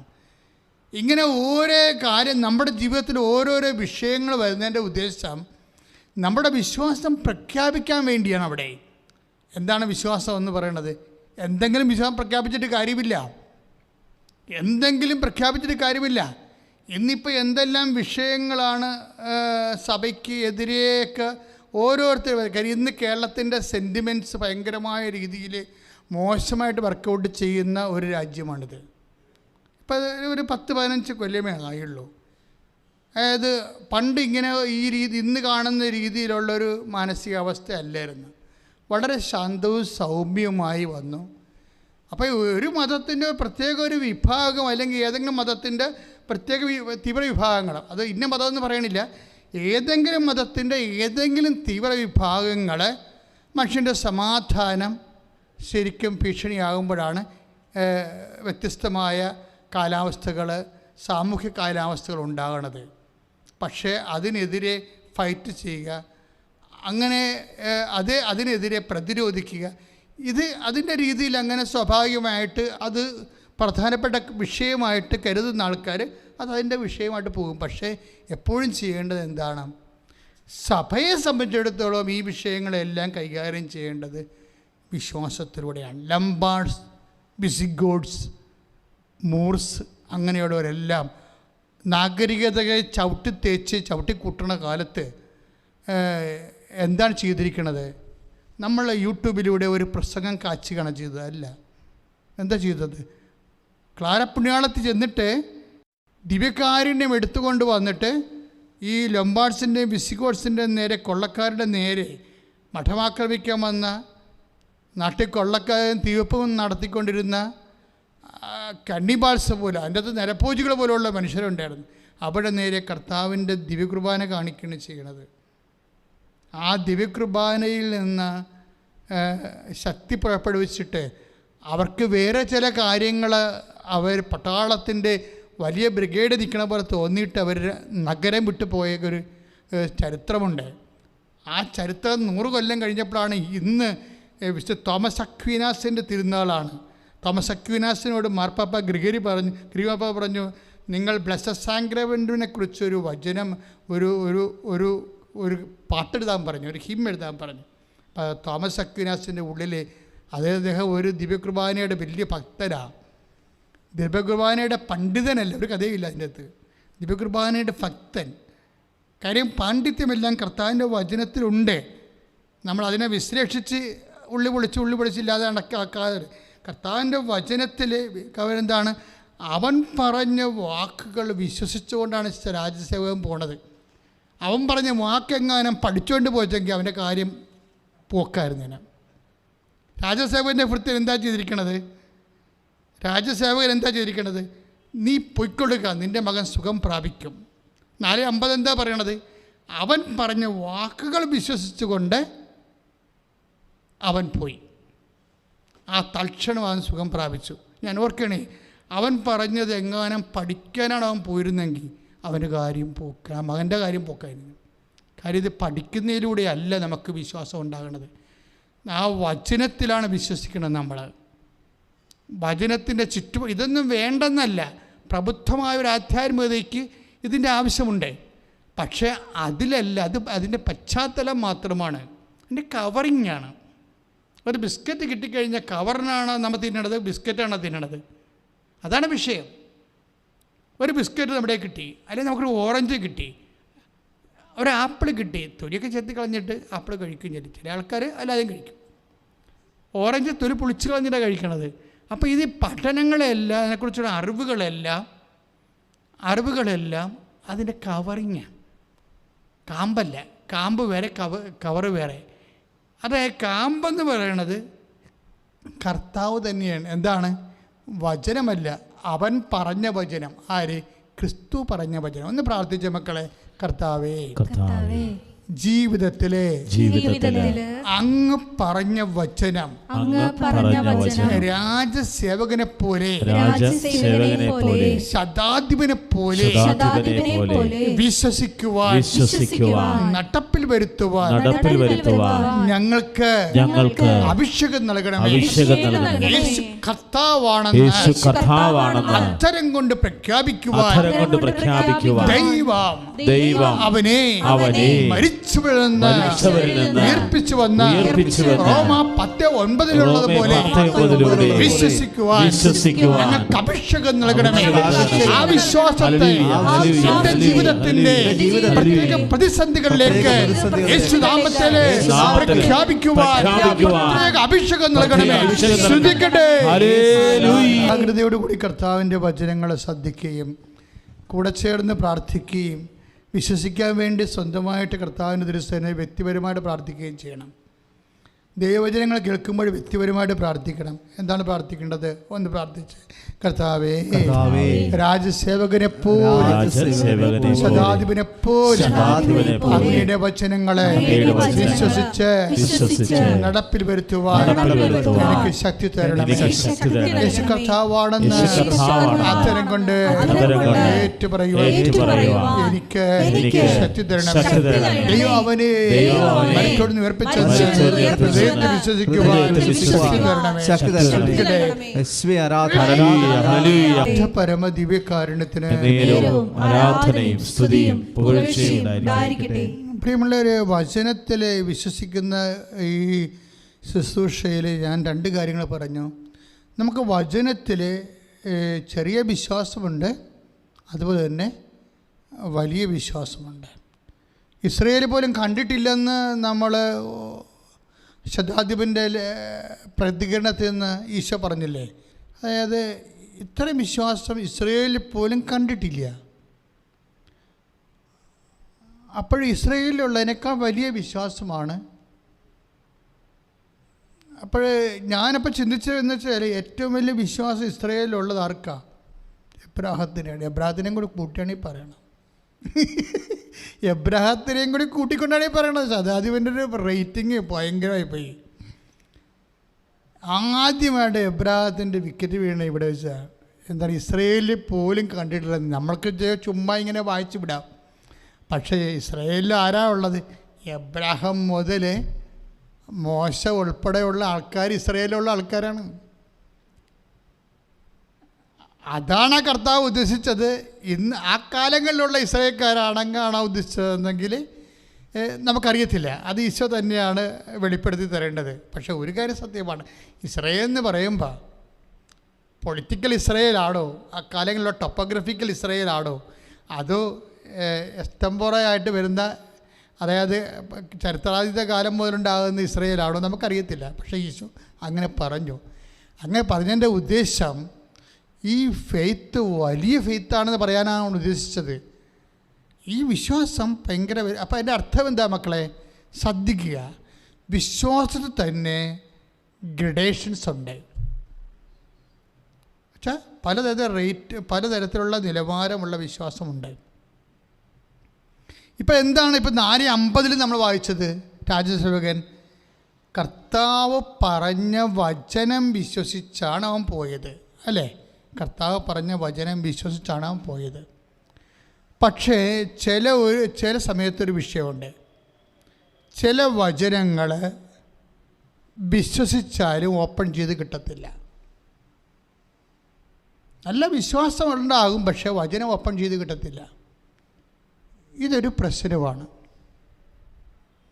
എൻ്റെ സഹോദരങ്ങളെ, ഈ വിഷയം വളരെ ഗൗരവതരമായ രീതിയിൽ സമീപിക്കേണ്ടതാണ്. ചില വചനങ്ങൾ നമുക്ക് നല്ല വിശ്വാസം ഉണ്ടാകും, പക്ഷെ ചില വചനങ്ങൾ ഓപ്പൺ ചെയ്ത് കിട്ടത്തില്ല, വർക്കൗട്ട് ചെയ്യത്തില്ല. അതിൻ്റെ ഏറ്റവും വലിയ തെളിവ് ഈ പത്രോസിൻ്റെ 16:16 ഈശോ ചോദിച്ച ചോദ്യം ഇതാണ്: ഞാൻ ആരാണെന്നാണ് നിങ്ങൾ പറയുന്നത്? അപ്പോൾ ശിമയോൻ മറുപടി പറയും. 16:16 എന്താ പറയണത്? ശിമയോൻ്റെ വിശ്വാസം പ്രഖ്യാപിക്കാൻ. അപ്പോഴും അറിയാമല്ലോ, ശിമയോൻ്റെ വിശ്വാസം പ്രഖ്യാപിക്കാൻ എന്താ പറയണത്? ശിമയോൻ എന്ന് പറഞ്ഞ ആരാണ്? സൈമൺ ദ പീറ്റർ, അതായത് പത്രോസ്, അതായത് നീ ജീവനുള്ള ദൈവത്തിൻ്റെ പുത്രനായ മിശിഹായാകുന്നു. അപ്പോൾ ഈശോ പറയും, 16:17 വരുമ്പോൾ പറയും, ശിമയോനെ, മാംസരക്തങ്ങളല്ല, സ്വർഗസ്ഥനായ എൻ്റെ പിതാവാണ് നിനക്കിത് വെളിപ്പെടുത്തിയത്. അപ്പോൾ വിശ്വാസം ഉണ്ടല്ലോ ശിമയോന്, ഉറപ്പല്ലേ? ഇപ്പോൾ എന്താ നമ്മുടെ സബ്ജക്റ്റ്? ഇപ്പോൾ ഉടമ്പടി നിങ്ങൾ അനേക കാര്യങ്ങൾ വെച്ചിട്ടുണ്ട്. ചില കാര്യങ്ങൾ വിശ്വാസം കൊണ്ട് വർക്കൗട്ട് ചെയ്യത്തില്ലെന്ന് അച്ഛൻ പറയണത് മനസ്സിലായോ? അപ്പോൾ അവിടെ പിന്നെ എന്താ വേണ്ടത്? എന്താ വിശ്വാസം കൊണ്ട് വർക്കൗട്ട് ചെയ്യത്തില്ലെന്ന് അച്ഛൻ പറയാൻ കാരണം എന്താണ്? ഇപ്പോൾ നമ്മുടെ രാജ്യസേവകൻ്റെ വിഷയം എന്താണ്? യേശുവിൻ്റെ വചനത്തിൽ വിശ്വസിച്ച് അവൻ പോയി. അതിനാണ് മകൻ ജീവിച്ചത്. അപ്പോൾ അവിടെ വിശ്വാസം മതിയായിരുന്നു. പക്ഷേ വിശ്വാസത്തിൻ്റെ ഏറ്റവും ഈ ശമയോനേക്കാൾ, ഈ രാജസേവകനേക്കാൾ വലിയ വിശ്വാസം നടത്തിയത് ആരാണ്? ശമയോന. ശമയോൻ എന്താ പറയുന്നത്? You are Christ the son of the living God. ജീവിക്കണ ദൈവത്തിൻ്റെ പുത്രനായ മിശിഹായാണ് നീ. അതിനേക്കാൾ വലിയൊരു വെളിപാടില്ല. അപ്പോൾ യെസ് 16:17 വായിച്ചോളൂ. യോനായുടെ പുത്രനായ ശിമയോനെ, യോനായുടെ പുത്രനായ ശിമയോനെ, നീ ഭാഗ്യവാൻ. നീ ഭാഗ്യവാൻ. മാംസരക്തങ്ങളല്ല, മാംസരക്തങ്ങളല്ല, സ്വർഗസ്ഥനായ എൻ്റെ പിതാവാണ്, സ്വർഗസ്ഥനായ എൻ്റെ പിതാവാണ് നിനക്കിത് വെളിപ്പെടുത്തി തന്നത്. നിനക്കിത് വെളിപ്പെടുത്തി തന്നത്. അപ്പോഴേ ഇവിടെ ഒരു വിഷയമുണ്ട്. എന്താണ്? വേറെ ഒരാൾ കൂടി ഈ വിശ്വാസത്തിൽ കക്ഷിയാകുന്നുണ്ട്. രാജസേവകൻ്റെ ഭൃത്യൻ്റെ വിശ്വാസത്തിൽ, രാജസേവകൻ്റെ വിശ്വാസത്തിൽ ഈ ആളിപ്പോൾ ഈ ശമയോൻ്റെ വിശ്വാസത്തിൽ വന്ന ആളില്ലായിരുന്നു. ആരാണ്? പിതാവായ ദൈവം. ഇപ്പം വിശ്വാസത്തിൻ്റെ സ്റ്റെപ്പ് മാറി അവിടെ. എന്താണ്? യോനായുടെ പുത്രനായ ശമയോനെ മാംസരക്തങ്ങളല്ല, എൻ്റെ സ്വർഗസ്ഥനായ പിതാവാണ് നിനക്കിത് വെളിപ്പെടുത്തി തന്നത്. ഈ ക്രിസ്തീയ ജീവിതത്തിലെ പിതാവിന് വല്ലാത്ത ഒരു റോളാണ്. അത് ഞാൻ പിന്നീട് പതുക്കെ പറയാതെ, നിങ്ങളത് മനസ്സിലാക്കിയില്ലെങ്കിൽ നിങ്ങൾ എന്തെങ്കിലും ABCD ക്രിസ്ത്യാനിയായിട്ടിരിക്കും. Basic Christians. ഇപ്പം ഞങ്ങളുടെ സെമിനാറിലൊക്കെ ബേസിക് കോഴ്സ് എന്ന സംഭവമുണ്ട്. ബേസിക് കോഴ്സ് വെച്ച് കഴിഞ്ഞാൽ ഒരു നോർമൽ മാർക്ക് കിട്ടി പോകുന്ന ആളാണ് ബേസിക് കോഴ്സ് എന്ന് പറയുന്നത്. അവർക്ക് ഉന്നതമായ പഠനത്തിലൊന്നും അവർ യോഗ്യരല്ല. അതുകൊണ്ട് ബേസിക് കോഴ്സ് എന്ന് പറയും. ഇനി കർത്താവ് ഉദ്ദേശിക്കണത് എന്താണ്? ഈ രാജസേവകൻ്റെ വിശ്വാസം വല്ല കുഴപ്പമുണ്ടായോ? ഒരു കുഴപ്പമില്ല. എന്താണ്? യോഹന്നാൻ 4:50 എന്താ പറയണത്? കർത്താവിൻ്റെ വചനത്തിൽ വിശ്വസിച്ച് അവൻ പോയി. കർത്താവിനും വിശ്വസിച്ചു, അവൻ്റെ വചനത്തിലും വിശ്വസിച്ചൊരു കുഴപ്പമില്ല. പക്ഷെ ഇവിടെ വന്നപ്പോൾ കാര്യങ്ങൾ മാറി. പത്രോസിൻ്റെ ഫെയ്ത്തിൽ വന്നപ്പോൾ എന്താ പറയണത്? പത്രോസിനോട് എന്താ പറയണത്? ശമയോനെ, മാംസരക്തങ്ങളല്ല എന്ന് പറഞ്ഞ ശമയോനെ, മാംസരക്തങ്ങളല്ല, എൻ്റെ സ്വർഗസ്ഥനായ പിതാവാണ് നിനക്കിത് വെളിപ്പെടുത്തിയത്. അപ്പോഴിനി വിശ്വാസത്തിൻ്റെ ലെവല് മാറുകയാണ്. എന്താണ്? ഇവരങ്ങ് റോക്കായിട്ട് ഈശോ പ്രഖ്യാപിക്കുകയാണ്. ഈശോ തിരിച്ച് പ്രഖ്യാപിക്കുകയാണ്. എന്താണ്? യു ആർ റോക്ക്, നീ പാറയാണ്. അപ്പം ക്ലിയറായില്ലേ? ഈ പാറമേൽ, നിൻ്റെ വിശ്വാസത്തിൻ്റെ പാറമേൽ ഞാൻ എൻ്റെ തിരുസഭയെ പണിയും. ഒരു വാഗ്ദാനമാണ്. അപ്പം ശമയോൻ്റെ വിശ്വാസം കണ്ടല്ലോ. ഈ വിശ്വാസം തന്നെയാണ് ഒരു ചെറിയ സ്ട്രോക്ക് വരുന്നതോടുകൂടി പിറ്റേ ദിവസം ശമയോൻ്റെ വിശ്വാസം അടിസ്ഥിതിൽ വീണ കാണാം. അതെവിടെയാണ് വീണത്?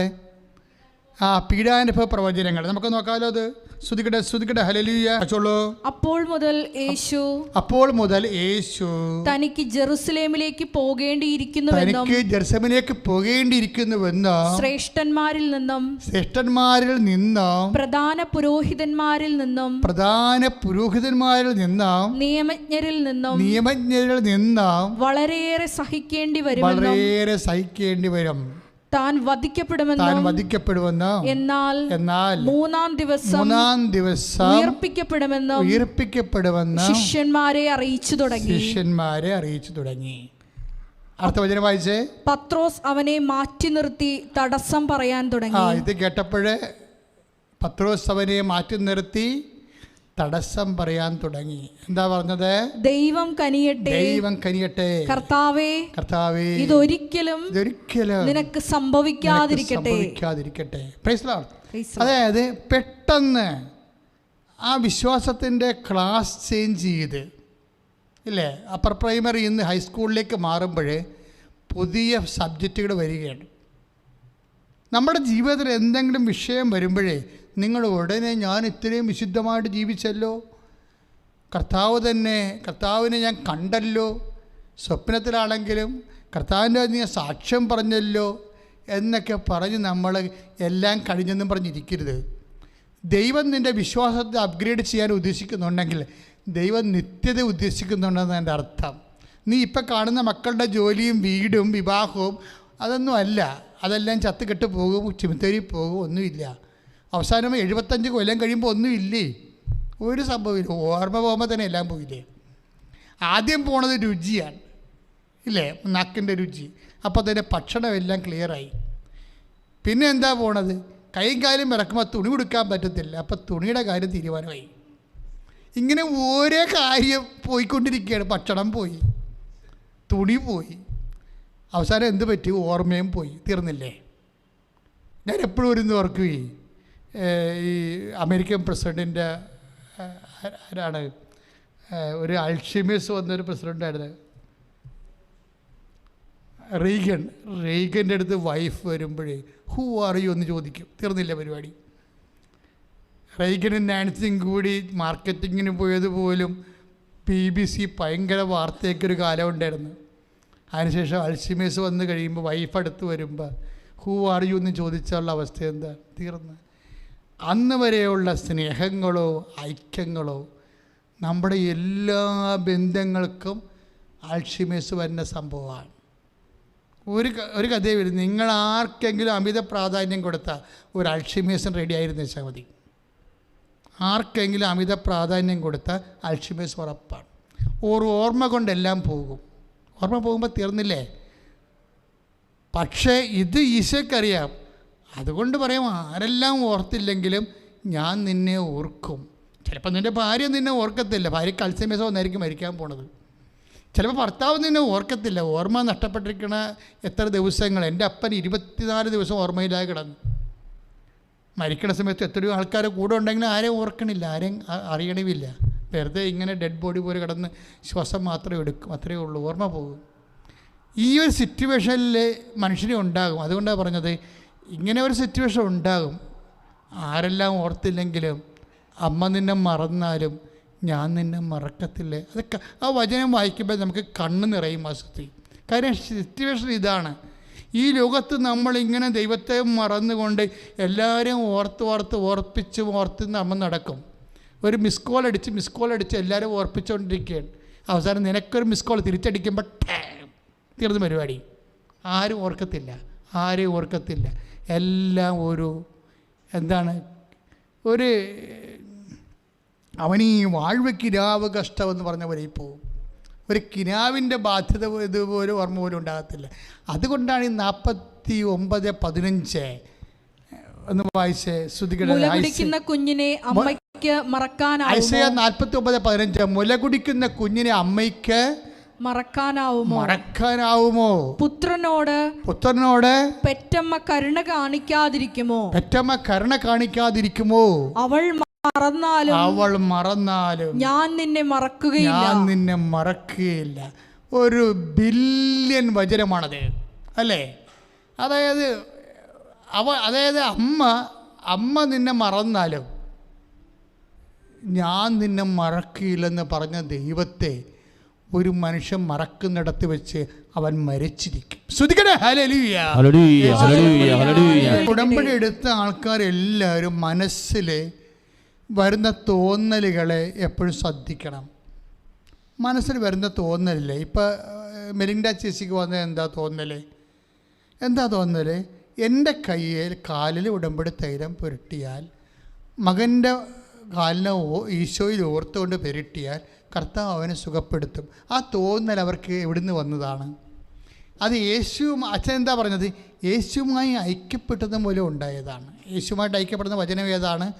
6:17. 1 കൊറിന്ത്യസ് 6:17. കർത്താവുമായി സംയോജിക്കുന്നവൻ അവിടുത്തോട് ഏകാത്മാവായി തീരുന്നു. Praise the Lord. അപ്പോൾ എന്ത് സംഭവിക്കുന്നതാണ് ഞാൻ പറഞ്ഞത്? 1 കൊറിന്ത്യസ് 2:15 എന്താ പറഞ്ഞത്? ഞങ്ങളാകട്ടെ മനുഷ്യൻ എല്ലാ കാര്യങ്ങളും വിവേചിച്ചറിയുന്നു, അവനെ വിധിക്കാൻ ആർക്കും സാധിക്കുകയില്ല. കർത്താവിനെ പഠിപ്പിക്കാൻ തക്കവിധം അവിടുത്തെ മനസ്സറിഞ്ഞവൻ ആരുണ്ട്? ഞങ്ങളാകട്ടെ ക്രിസ്തുവിൻ്റെ മനസ്സറിയുന്നു. ഈ ക്രിസ്തുവിൻ്റെ മനസ്സറിയാൻ കഴിയാതിരുന്നതാണ് യോഹന്നാൻ്റെ സുവിശേഷത്തിൽ 6:6 പറയണത്. എന്താണ്? എന്ത് ചെയ്യണമെന്ന് അവന് നേരത്തെ അറിയാമായിരുന്നു. ആ ക്രിസ്തുവിൻ്റെ മനസ്സാണ് അപ്പോസ്തലന്മാർ അറിയേണ്ടിയിരുന്നത്. പക്ഷെ അറിയണമെങ്കിൽ എന്ത് ചെയ്യണം?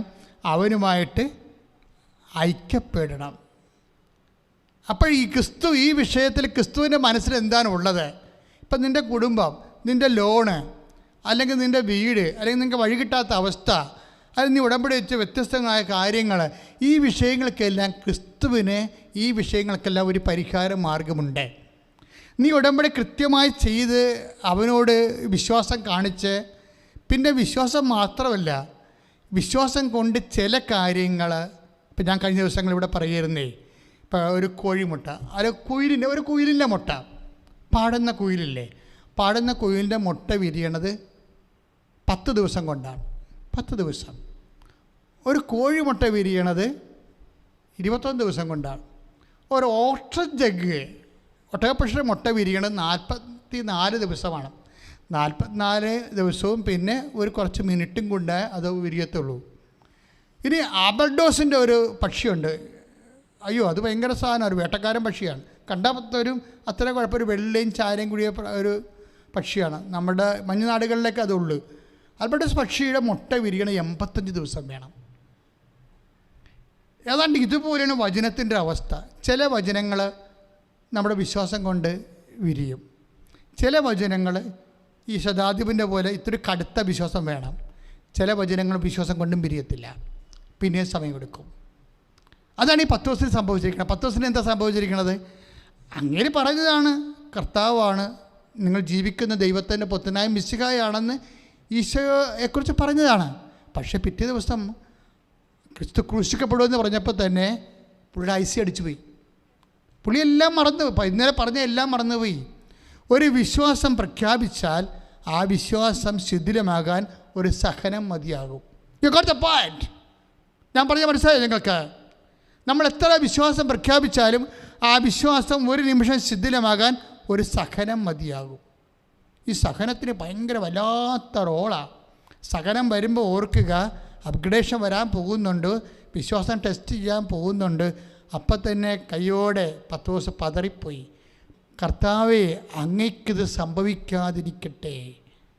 അത് ഉൾക്കൊള്ളാൻ പറ്റത്തില്ലെന്ന് പത്രോസിനെ. ദൈവത്തിൻ്റെ ദൈവിക പദ്ധതിയോട് ആ മനുഷ്യന് വിശ്വാസമുണ്ട്, പക്ഷെ ദൈവിക പദ്ധതി ഉൾക്കൊള്ളാൻ പറ്റണില്ല. ഇതല്ലേ എല്ലായിടത്തെയും പ്രശ്നം. ഭയങ്കര വിശ്വാസമുണ്ട്, പക്ഷെ ദൈവിക പദ്ധതി ഉൾക്കൊള്ളാൻ പറ്റണില്ല. നിനക്കിത് സംഭവിക്കാതിരിക്കട്ടെ. കർത്താവിൻ്റെ കുരിശുബന്ധത്തിൽ നിന്നും അതുപോലെ ഉണ്ടാകുന്ന മഹത്വം ഉയർത്തുന്നതിൽ നിന്നും ദൈവമഹത്വത്തിൽ നിന്നും എല്ലാം പത്രോസ് പതുക്കെ ഈശ്വരനെ മാറ്റാൻ പോവുകയാണ്. അപ്പോഴാണ് ഈശോ പറഞ്ഞത്, നീ എൻ്റെ പുറകിൽ പോകാൻ പറഞ്ഞത് ഇല്ലേ? അപ്പോൾ ഇതിൻ്റെ വിഷയം എന്ന് പറയുന്നത് എന്താണ്? ഇനി ഈ പത്രോസ് തന്നെ ഇപ്പം നമ്മൾ കർത്താവിൻ്റെ വചനം ഇവിടെ എന്ത് പറ്റി? കഠിനമായിപ്പോയി. പത്രോസിൻ്റെ അപ്പം അതായത് മറ്റ് ഈ കോഴിമുട്ടയും കുയിലിൻ്റെ മുട്ടയും പോലെ അല്ല ഒട്ടകപ്പക്ഷിയുടെ മുട്ട. അതിന് കഠിനമുള്ളതാണ്. അതിന് 44 ദിവസം എടുക്കും വിരിയാൻ. അപ്പോൾ ഇത് കട്ടി കൂടി. മനുഷ്യപുത്ര ശത്രുകാര്യങ്ങൾ ഏൽപ്പിക്കുമെന്ന് പറഞ്ഞപ്പോൾ അവനെ പീഡിപ്പിക്കും, വധിക്കും, അവൻ മരിക്കുമെന്ന് പറഞ്ഞപ്പോൾ അതിനെ ഉൾക്കൊള്ളാൻ, ദൈവിക പദ്ധതി ഉൾക്കൊള്ളാൻ പത്രോസിനെ പറ്റണില്ല. പത്രോസിന് ആ വചനം കഠിനമായിപ്പോയി. കഠിനമായി പോയെങ്കിലും കർത്താവ് പത്രോസിനെ കളഞ്ഞില്ല. ഇത്തിരി സിലബസ് ഇത്തിരി കട്ടിയായി പോയെന്ന് പറഞ്ഞുകൊണ്ട് നീ ഇനി പഠിക്കേണ്ടെന്നൊന്നും പറഞ്ഞില്ല, വീട്ടിൽ നിൽക്കടാന്ന് പറഞ്ഞില്ല. കുറേ ആൾക്കാരോട് പറഞ്ഞ് പോയിക്കൊള്ളാൻ പറഞ്ഞു, സ്കൂൾ വിട്ട് പോയിക്കൊള്ളാൻ പറഞ്ഞായിരുന്നു. സാധ്യതയില്ല എന്ന് മനസ്സിലാക്കിയ ആളിനോട് ഇപ്പോൾ ഈശോ പറഞ്ഞ പിതാക്കന്മാർ മരുഭൂമി വെച്ച് മന്ന ഭക്ഷിച്ചു, അതുപോലല്ല ഈ അപ്പം ഭക്ഷിക്ക് നിത്യം ജീവിക്കും. ഇപ്പോൾ 6:58 വരുന്നില്ലേ? 6:58 യോഹന്നാന്റെ സുവിശേഷം ഒന്ന് വായിച്ചോളൂ. സ്തുതിക്കട്ടെ ഹല്ലേലൂയ. ഇത് സ്വർഗ്ഗത്തിൽ നിറങ്ങി വന്ന അപ്പമാണ്. പിതാക്കന്മാർ മന്ന ഭക്ഷിച്ചു, എങ്കിലും മരിച്ചു. അതുപോലെയല്ല ഈ അപ്പം, ഇത് ഭക്ഷിക്കുന്നവൻ എന്നേക്കും ജീവിക്കും. അതായത് ഈ 6:58 എന്താ പറയണത്? കുറേ ശ്രോതാക്കൾ നിൽക്കുന്നുണ്ട്. അവരോട് എന്താ ഈശോ പറയണത്? പിതാക്കന്മാർ മരുഭൂമി വെച്ച് മന്ന ഭക്ഷിച്ചു. അവർക്കൊരു കംപ്ലൈൻറ്റും ഇല്ല, ഒരു പ്രശ്നവുമില്ല, അവർ റിയാക്ട് ചെയ്യണില്ല, അവർക്ക് അലർജിയില്ല. അവരെല്ലാം അന്ന് തലയൊക്കെ ആട്ടി ശരിയാണ് മന്ന ഭക്ഷിച്ചു എന്നൊക്കെ പറഞ്ഞ് അവധിപ്പുണ്ട്, ഒരു കുഴപ്പമില്ല അവർക്ക്. അടുത്ത വചനം എന്താ പറയുന്നത്? കർത്താവ് അതായത് പിതാക്കന്മാർ മരുഭൂമിച്ച് മന്ന ഭക്ഷിച്ചു, എങ്കിലും മരിച്ചു. അതുപോലെയല്ല ഈ അപ്പം, അതുപോലല്ല ഈ അപ്പം, ഇത് ഭക്ഷിക്കുന്നവൻ എന്നേക്കും ജീവിക്കും. ഒരു പ്രശ്നവുമില്ല. കണ്ട, അത് കേട്ടിട്ടും ആ വല്യപ്പന്മാരും ചേട്ടന്മാരും ഒക്കെ തലയാട്ടി ആ കുഴ എന്നേക്കും ജീവിച്ചാൽ കൊള്ളാതെ പറഞ്ഞാൽ അവരൊക്കെയാണ്. അവർക്കൊരു കംപ്ലൈൻറ്റും ഇല്ല, ഒരു അലർജിയും ഇല്ല. പക്ഷേ അടുത്ത സംഭവം പറയും. എന്താ പറയണത്? 6:60. ഇത് കേട്ട് അവന്റെ ശിഷ്യരിൽ പലരും പറഞ്ഞു. അതായത് ഈ അപ്പം ഭക്ഷിക്കുന്ന മരിക്കും, അതുപോലെ പിതാക്കന്മാരെ മരുഭവിച്ച് മന്ന ഭക്ഷിച്ചു, അതുപോലല്ല ഈ അപ്പം ഭക്ഷിക്കുന്ന നിത്യം ജീവിക്കുക, ലോകത്തിൻ്റെ ജീവന് വേണ്ടി. അവിടെയാണ് പ്രശ്നം വന്നു പോയത്. ഞാൻ നൽകുന്ന അപ്പം എൻ്റെ ശരീരം തന്നെയാണ്. അവിടെയാണ് പ്രശ്നം. അവിടെ വന്നപ്പോൾ കടൽ ഇളകണ പോലെ ഇവർ അലർജി. അതായത് അവർ കുറേ വചനങ്ങൾ വിശ്വസിക്കുന്നു, കുറേ വചനങ്ങൾ വിശ്വസിക്കണില്ല. ഇതന്നെ ക്രിസ്ത്യാനിക്കൂടെ സംഭവിച്ചിരിക്കുന്നത്. ക്രിസ്ത്യാനിയല്ല, കർത്താവിൻ്റെ കുറേ വചനങ്ങൾ വിശ്വസിക്കും. പക്ഷേ യഥാർത്ഥ വചനങ്ങളിലേക്ക് കർത്താവ് പതുക്കെ വരുമ്പോൾ അവർ റിയാക്ട് ചെയ്യും. എന്താ റിയാക്ട് ചെയ്ത്? 6:60 വായിച്ചേ. ഈ വചനം കഠിനമാണ്. അത്രയും നേരം ഒരു കുഴപ്പമില്ല. ഈ ലോകത്തിൻ്റെ ജീവന് വേണ്ടി ഞാൻ നൽകുന്ന അപ്പം എൻ്റെ ശരീരം തന്നെയാണെന്ന് പറഞ്ഞപ്പോൾ വിഷയം മാറി. എന്താ പറഞ്ഞത്? 6:60 എന്താ പറഞ്ഞത്? ഈ വചനം കഠിനമാണ്. ഇത് ശ്രവിക്കാൻ ആർക്ക് കഴിയും? നേരത്തെ പറഞ്ഞ വചനങ്ങളെല്ലാം ലഘുവാണ്, കുഴപ്പമില്ല. ഈ വചനം കഠിനമാണ്. ഇത് തന്നെയല്ലേ 10 ദിവസം സംഭവിച്ചത്. You Christ the son of the living God എന്നൊക്കെ പറഞ്ഞ ആള് അവൻ ക്രൂശിക്കപ്പെടുമെന്ന് പറഞ്ഞപ്പോൾ 10 ദിവസം പറഞ്ഞ് കഠിനമാണെന്ന് പറഞ്ഞു. 10 ദിവസം പറഞ്ഞാൽ കഠിനമാണെന്ന് 10 ദിവസം പറഞ്ഞാൽ കഠിനമാണെന്ന് കർത്താവ് നമ്മളെ പറയണ 16-ാം അധ്യായത്തിൻ്റെ ആദ്യ ഭാഗങ്ങൾ 16-17 മത്തായി ശ്ലീഹായുടെ സുവിശേഷത്തിൽ എന്താ പറയണത്? നീ ജീവനുള്ള ദൈവത്തിന്റെ പുത്രനായ മിശിഹായാണെന്ന് 10 ദിവസം പറയുകയാണ്. ഒരു കുഴപ്പമില്ല. ആ 10 ദിവസം തന്നെയാണ് 16-ലേക്ക് നിന്ന് തിരിച്ചു വരുമ്പോഴേ 16-22 എന്താ പറയണത്? ദൈവം കനിയട്ടെ, കർത്താവേ ഇത് ഒരിക്കലും നിനക്ക് സംഭവിക്കാതിരിക്കട്ടെ. ഇത് കഠിനമാണ്. കണ്ട, ഇത് കഠിനമാണ്. അത് തന്നെയല്ലേ മറ്റു ശിഷ്യന്മാരും പറയണത്. ഇത് കഠിനമാണ്, ഇത് നിനക്ക് സംഭവിക്കാതിരിക്കട്ടെ, ഇത് ഉൾക്കൊള്ളാൻ പറ്റണില്ല എന്ന് പറയും. അപ്പോൾ വചനത്തിന് പത്രോസായാലും നാട്ടുകാരായ പബ്ലിക്കായാലും ഒരു വിഷയം ഉണ്ടാവും, കഠിനമുണ്ടാവും. ഇപ്പം ലഘുവായ കുറേ കാലങ്ങളുണ്ട് വചനത്തിൻ്റെ. പിന്നെ ചില വചനങ്ങൾ ഉൾക്കൊള്ളാൻ കഠിനമായ കാലമുണ്ടാവും. എന്ന് വെച്ചാൽ എന്താ അർത്ഥം? വചനമെന്ന് പറഞ്ഞാൽ എന്താണ് വചനം? നമ്മൾ റോമ 2:18 എടുത്തേ. റോമ 2:18 ശ്രുതികട്ടെ ഹല്ലേലൂയ. നീ നിയമം പഠിച്ചിട്ടുള്ളതിനാൽ, നീ വചനം പഠിച്ചിട്ടുള്ളതിനാൽ ദൈവഹിതം അറിയുകയും ശ്രേഷ്ഠമായതിനെ അംഗീകരിക്കുകയും ചെയ്യുന്നു. അതാണ് പ്രശ്നം. അതായത് ശ്രേഷ്ഠതയിലേക്കുള്ളൊരു യാത്രയുണ്ട്. വചനം എന്താന്ന് പറഞ്ഞാൽ റോമ 2:18 എന്താ പറയണത്? വചനം അല്ലെങ്കിൽ നിയമം. വചനം എന്ന് പറഞ്ഞാൽ എന്താണ്? അത് ദൈവഹിതമാണ്. അപ്പം നമ്മളെ സംബന്ധിച്ചിടത്തോളം വചനം ഒരു ദൈവഹിതമായൊരു വിഷയം വരികയാണ്. ഇപ്പം നിനക്ക് മക്കളില്ല, 11-ാം കൊല്ലമാണ് മക്കളുണ്ടാകണത്. ചിലപ്പോൾ ഈ ജന്മത്തിൽ മക്കളുണ്ടാകത്തില്ലെന്ന് വിചാരിച്ചോ, അതൊരു ദൈവ വചനമാണ്. ശരിക്കും പറഞ്ഞത് നിന്നെ സംബന്ധിച്ചിടത്തോളം ദൈവഹിതമാണ്. ഇപ്പം ഞങ്ങളെ സംബന്ധിച്ചിടത്തോളം ഞങ്ങളെ ജീവിതകാലം മുഴുവനും ഏകസ്ഥരും ബ്രഹ്മചര്യമുള്ളവരുമായിട്ട് ജീവിക്കുകയാണ്. ഞങ്ങളെ സംബന്ധിച്ചുള്ള ദൈവഹിതമാണത്. അപ്പം ദൈവഹിതം വ്യത്യസ്തമായ രീതിയിൽ നമ്മുടെ ജീവിതത്തിലേക്ക് വരും. കൊച്ചു റേസ്യ ഏതാണ്ട് 9 വയസ്സ് മുതൽ അവൾക്കുള്ള ദൈവവചനം എന്താണ്?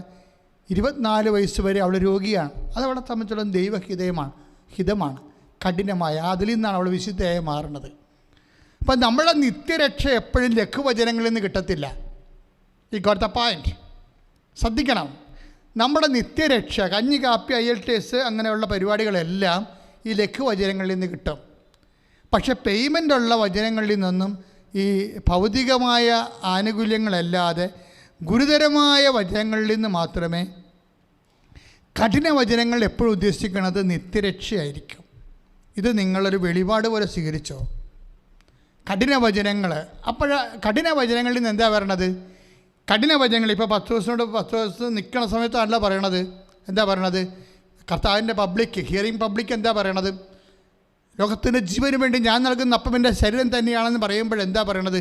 ഈ വചനം കഠിനമാണ്, ആർക്കിത് ശ്രവിക്കുവാൻ കഴിയും? ശ്രവണമാണല്ല പ്രശ്നം, ശ്രവണമല്ലേ പ്രശ്നം. ഇത് പത്രോസും എന്താ പറഞ്ഞത്?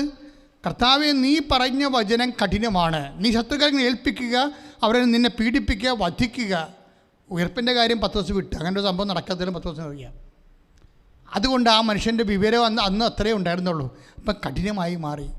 ഉയർപ്പിൽ വിശ്വസിക്കാത്തോളം കാലം നമ്മുടെ ജീവിതത്തിൻ്റെ അനുഭവങ്ങളെല്ലാം കഠിനമായിരിക്കും. You got the point.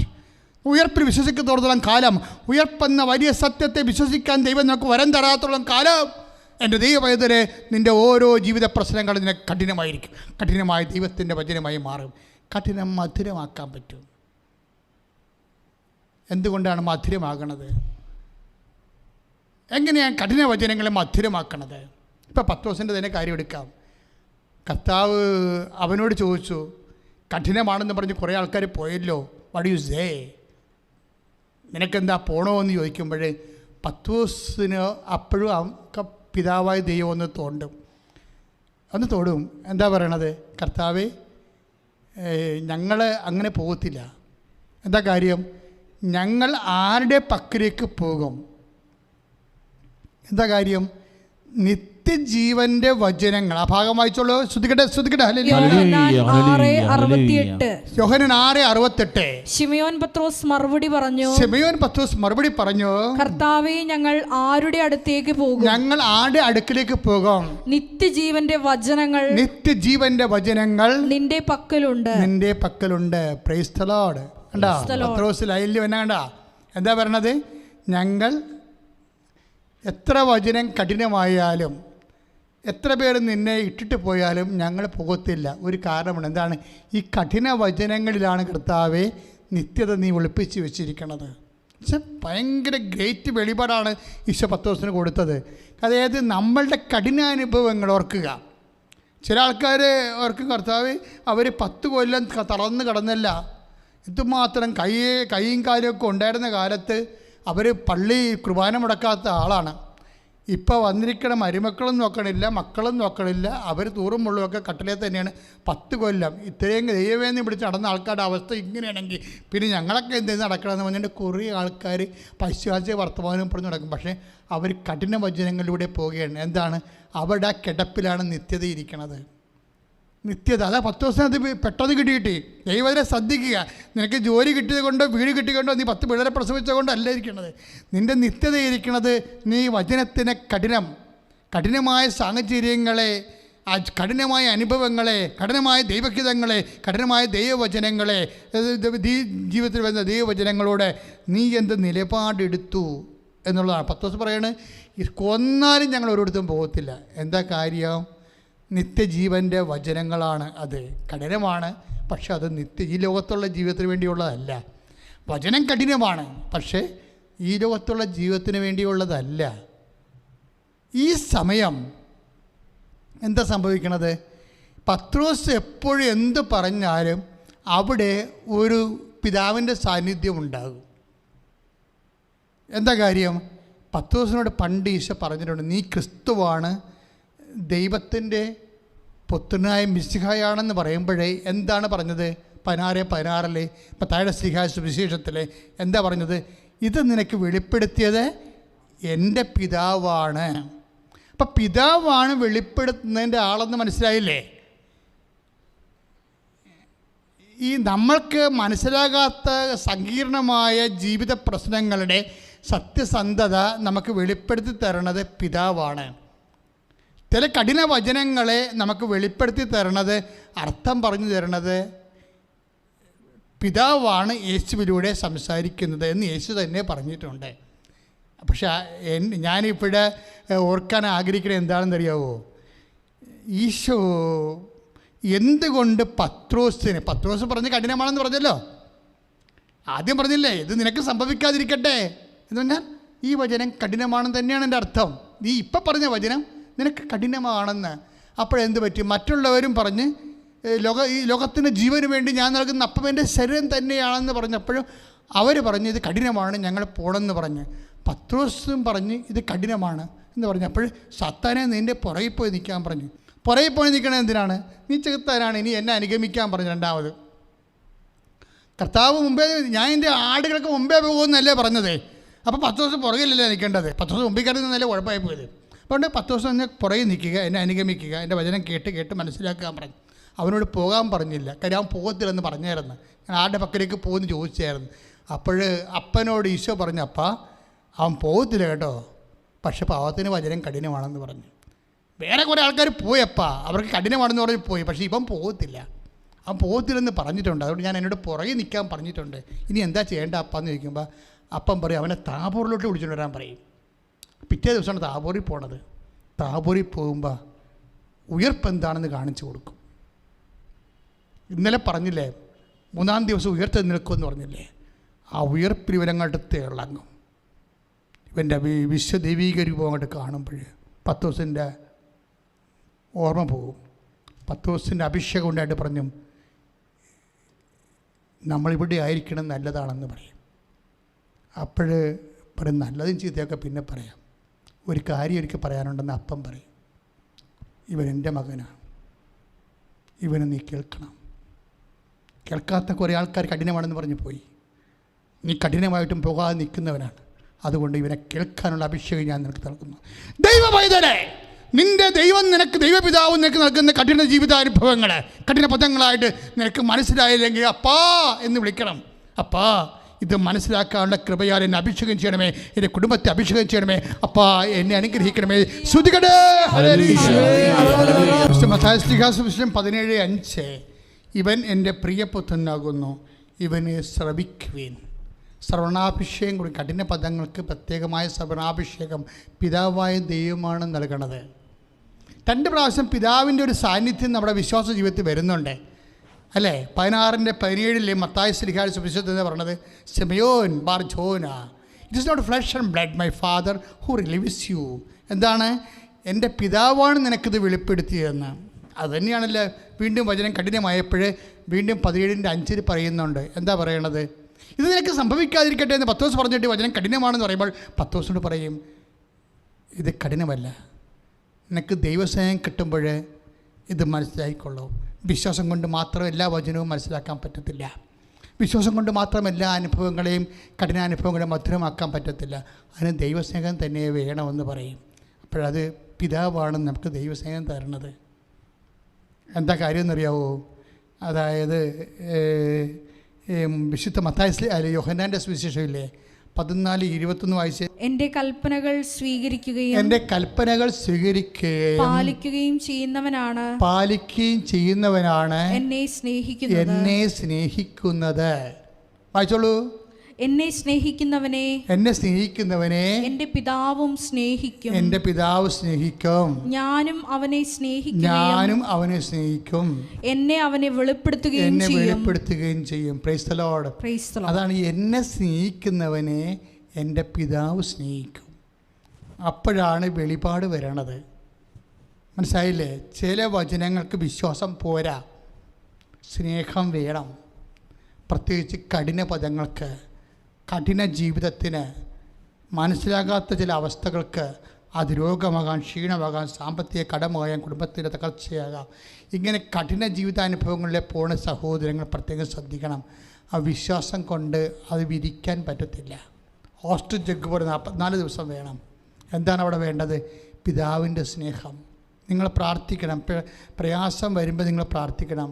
അപ്പാ, സ്വർഗീയപ്പാ, കർത്താവിൻ്റെ വചനങ്ങൾ പാലിച്ചുകൊണ്ട് അപ്പൻ്റെ മഹത്വത്തിനായി ഞങ്ങൾ ജീവിക്കുമ്പോൾ അപ്പാ അപ്പൻ്റെ സ്നേഹത്താൽ എന്നെ അഭിഷേകം ചെയ്യണമേ. ഒന്ന് പ്രാർത്ഥിച്ച്, അപ്പാ സ്വർഗീയപ്പാ, ഈശോയുടെ വചനങ്ങൾ പാലിച്ചുകൊണ്ട് അപ്പൻ്റെ മഹത്വത്തിനായി ഞങ്ങൾ ജീവിക്കുമ്പോൾ പരിശുദ്ധ അമ്മയ്ക്ക് നൽകിയതുപോലെ കഠിനമായ ജീവിതാനുഭവങ്ങളെ അപ്പൻ്റെ തിരുമനസ് നിറവേറ്റിക്കൊണ്ട് ഇതാ കർത്താവിൻ്റെ ദാസി എന്ന് പറയാനുള്ള പരമമായ പിതാവിനോടുള്ള സ്നേഹത്താൽ, ഈശോയോടുള്ള സ്നേഹത്താൽ, ആത്മാവിനോടുള്ള സ്നേഹത്താൽ എന്നെ അഭിഷേകം ചെയ്യണം. കഠിന ജീവിതാനുഭവങ്ങളെ അതിജീവിക്കുവാൻ ദൈവ സ്നേഹത്താൽ, വിശ്വാസത്തെക്കാൾ ഉപരി ദൈവ സ്നേഹത്താൽ പത്രോസിനെ പോലെ എന്നെയും എന്റെ കുടുംബത്തെയും ഇപ്പോഴും അഭിഷേകം ചെയ്യണം. ഇപ്പോഴും അഭിഷേകം ചെയ്യണം. ശ്രുതികട്ടെ, ശ്രുതികട്ടെ. ശുദ്ധ പരമ ദിവ്യകാരുണ്യത്തിന് എന്റെ കൂടെ ചേർന്ന് പ്രാർത്ഥിക്കുക. അഭിഷേകത്തിന് ഈ നിമിഷങ്ങളിലെ അമ്മമാതാവ് നമുക്ക് വേണ്ടി മധ്യസ്ഥം വഹിക്കുന്നു. ഈശോ കൈ ഉയർത്തിക്കൊണ്ട് നിന്റെ കുടുംബത്തിന്റെ മേലും നിന്റെ ജീവിതത്തിന്റെ മേലും ദൂരങ്ങളായിരിക്കുന്ന നിന്റെ മക്കളുടെ മേലും ജീവിത പങ്കാളികളുടെ മേലും എല്ലാം കർത്താവിന്റെ അണിപ്രധാന അത്ഭുതകരങ്ങൾ ഉയർന്ന് ജ്വലിച്ചു നിൽക്കുന്ന സമയമാണ്. കർത്താവേ, നിന്റെ നാമത്തെ മഹത്വപ്പെടുത്തി പ്രാർത്ഥിക്കുന്നു. അമ്മേ, പരിശുദ്ധമ്മേ, ദൈവമാതാവേ, നിനക്ക് വേണ്ടി മധ്യസ്ഥം പ്രാർത്ഥിക്കുന്ന എല്ലാ വിശുദ്ധന്മാരെ, മാലാഖമാരെ, രക്തസാക്ഷികളെ നിനക്ക് വേണ്ടി മധ്യസ്ഥം വഹിക്കണമേ. എൻ്റെ കർത്താവേ, അങ്ങനെ യോഗ്യത കൊണ്ട കർത്താവേ, അങ്ങനെ പീഡാനുഭവത്തിൻ്റെ കുശമണ്ഡത്തെ ഉയർത്തുന്ന യോഗ്യതയാൽ അങ്ങനെ അവകാശം ഓഹരിമാകുന്ന തിരുസഭയോട് ഇപ്പോൾ പ്രാർത്ഥിക്കുന്ന പ്രാർത്ഥനയെക്കൂടുന്ന ഓരോ മകനോടും മകളോടും കർത്താവേ, നിന്റെ വിശുദ്ധമായ രക്തം തിളക്കപ്പെട്ടെ എന്ന് പ്രാർത്ഥിക്കുന്നു. എൻ്റെ കർത്താവ് ഉന്നതമായ നാമത്തിൽ സഭയുടെ അധികാരത്തിൽ കുറിച്ചിൻ്റെ അടയാളത്തിൽ ദൈവത്തിൻ്റെ ശക്തിയാൽ മാരക രോഗങ്ങൾ, തീരവേദികൾ, ജീവിത ദുരിതങ്ങൾ യേശുവിന്റെ നാമത്തിൽ മാറിപ്പോകട്ടെ. കർത്താവേ, വിവാഹം ഒത്തുവരാത്തവരെ, സ്ഥലം വിറ്റുമാറാത്തവരെ, കർത്താവ് കേസാക്കപ്പെട്ടിരിക്കുന്നവരെ, വിസ ഒത്തുവരാത്തവരെ, പഠനങ്ങൾ കർത്താവ് പുറകോട്ട് പോകുന്നവർ, പരീക്ഷ ജയിക്കാത്തവർ, റിസൾട്ട് മോശമായി വന്നിരിക്കുന്നവർ, റിസൾട്ട് പ്രതീക്ഷിക്കുന്നവർ, വിദേശത്ത് പോകാൻ വേണ്ടി കർത്താവ് വ്യത്യസ്തമായ കാര്യങ്ങളും ചെയ്തുകൊണ്ടിരിക്കുന്നവരുടെ മേൽ അവിടെ ദുരിതങ്ങൾ, തടസ്സങ്ങൾ യേശുവിന്റെ ഉന്നതമായ നാമത്തിൽ മാറിപ്പോകട്ടെ.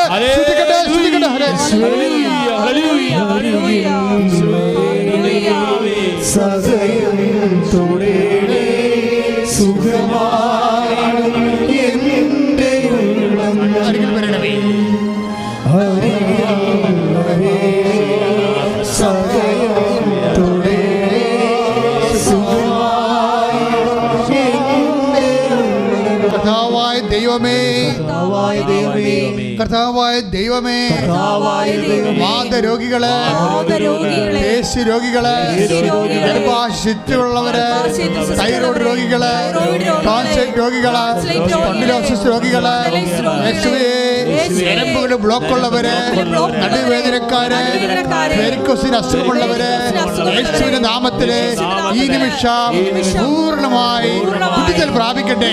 ശ്രുതികട്ടെ, ശ്രുതികട്ടെ.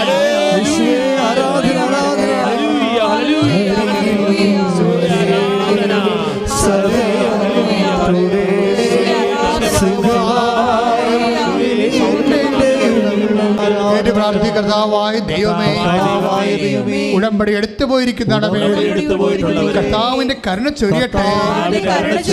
ഉടമ്പടിയിലെ ഇനിയും നടക്കാത്ത വിഷയങ്ങളുടെ കർത്താവിന്റെ ഇടപെടലുണ്ടാകട്ടെ.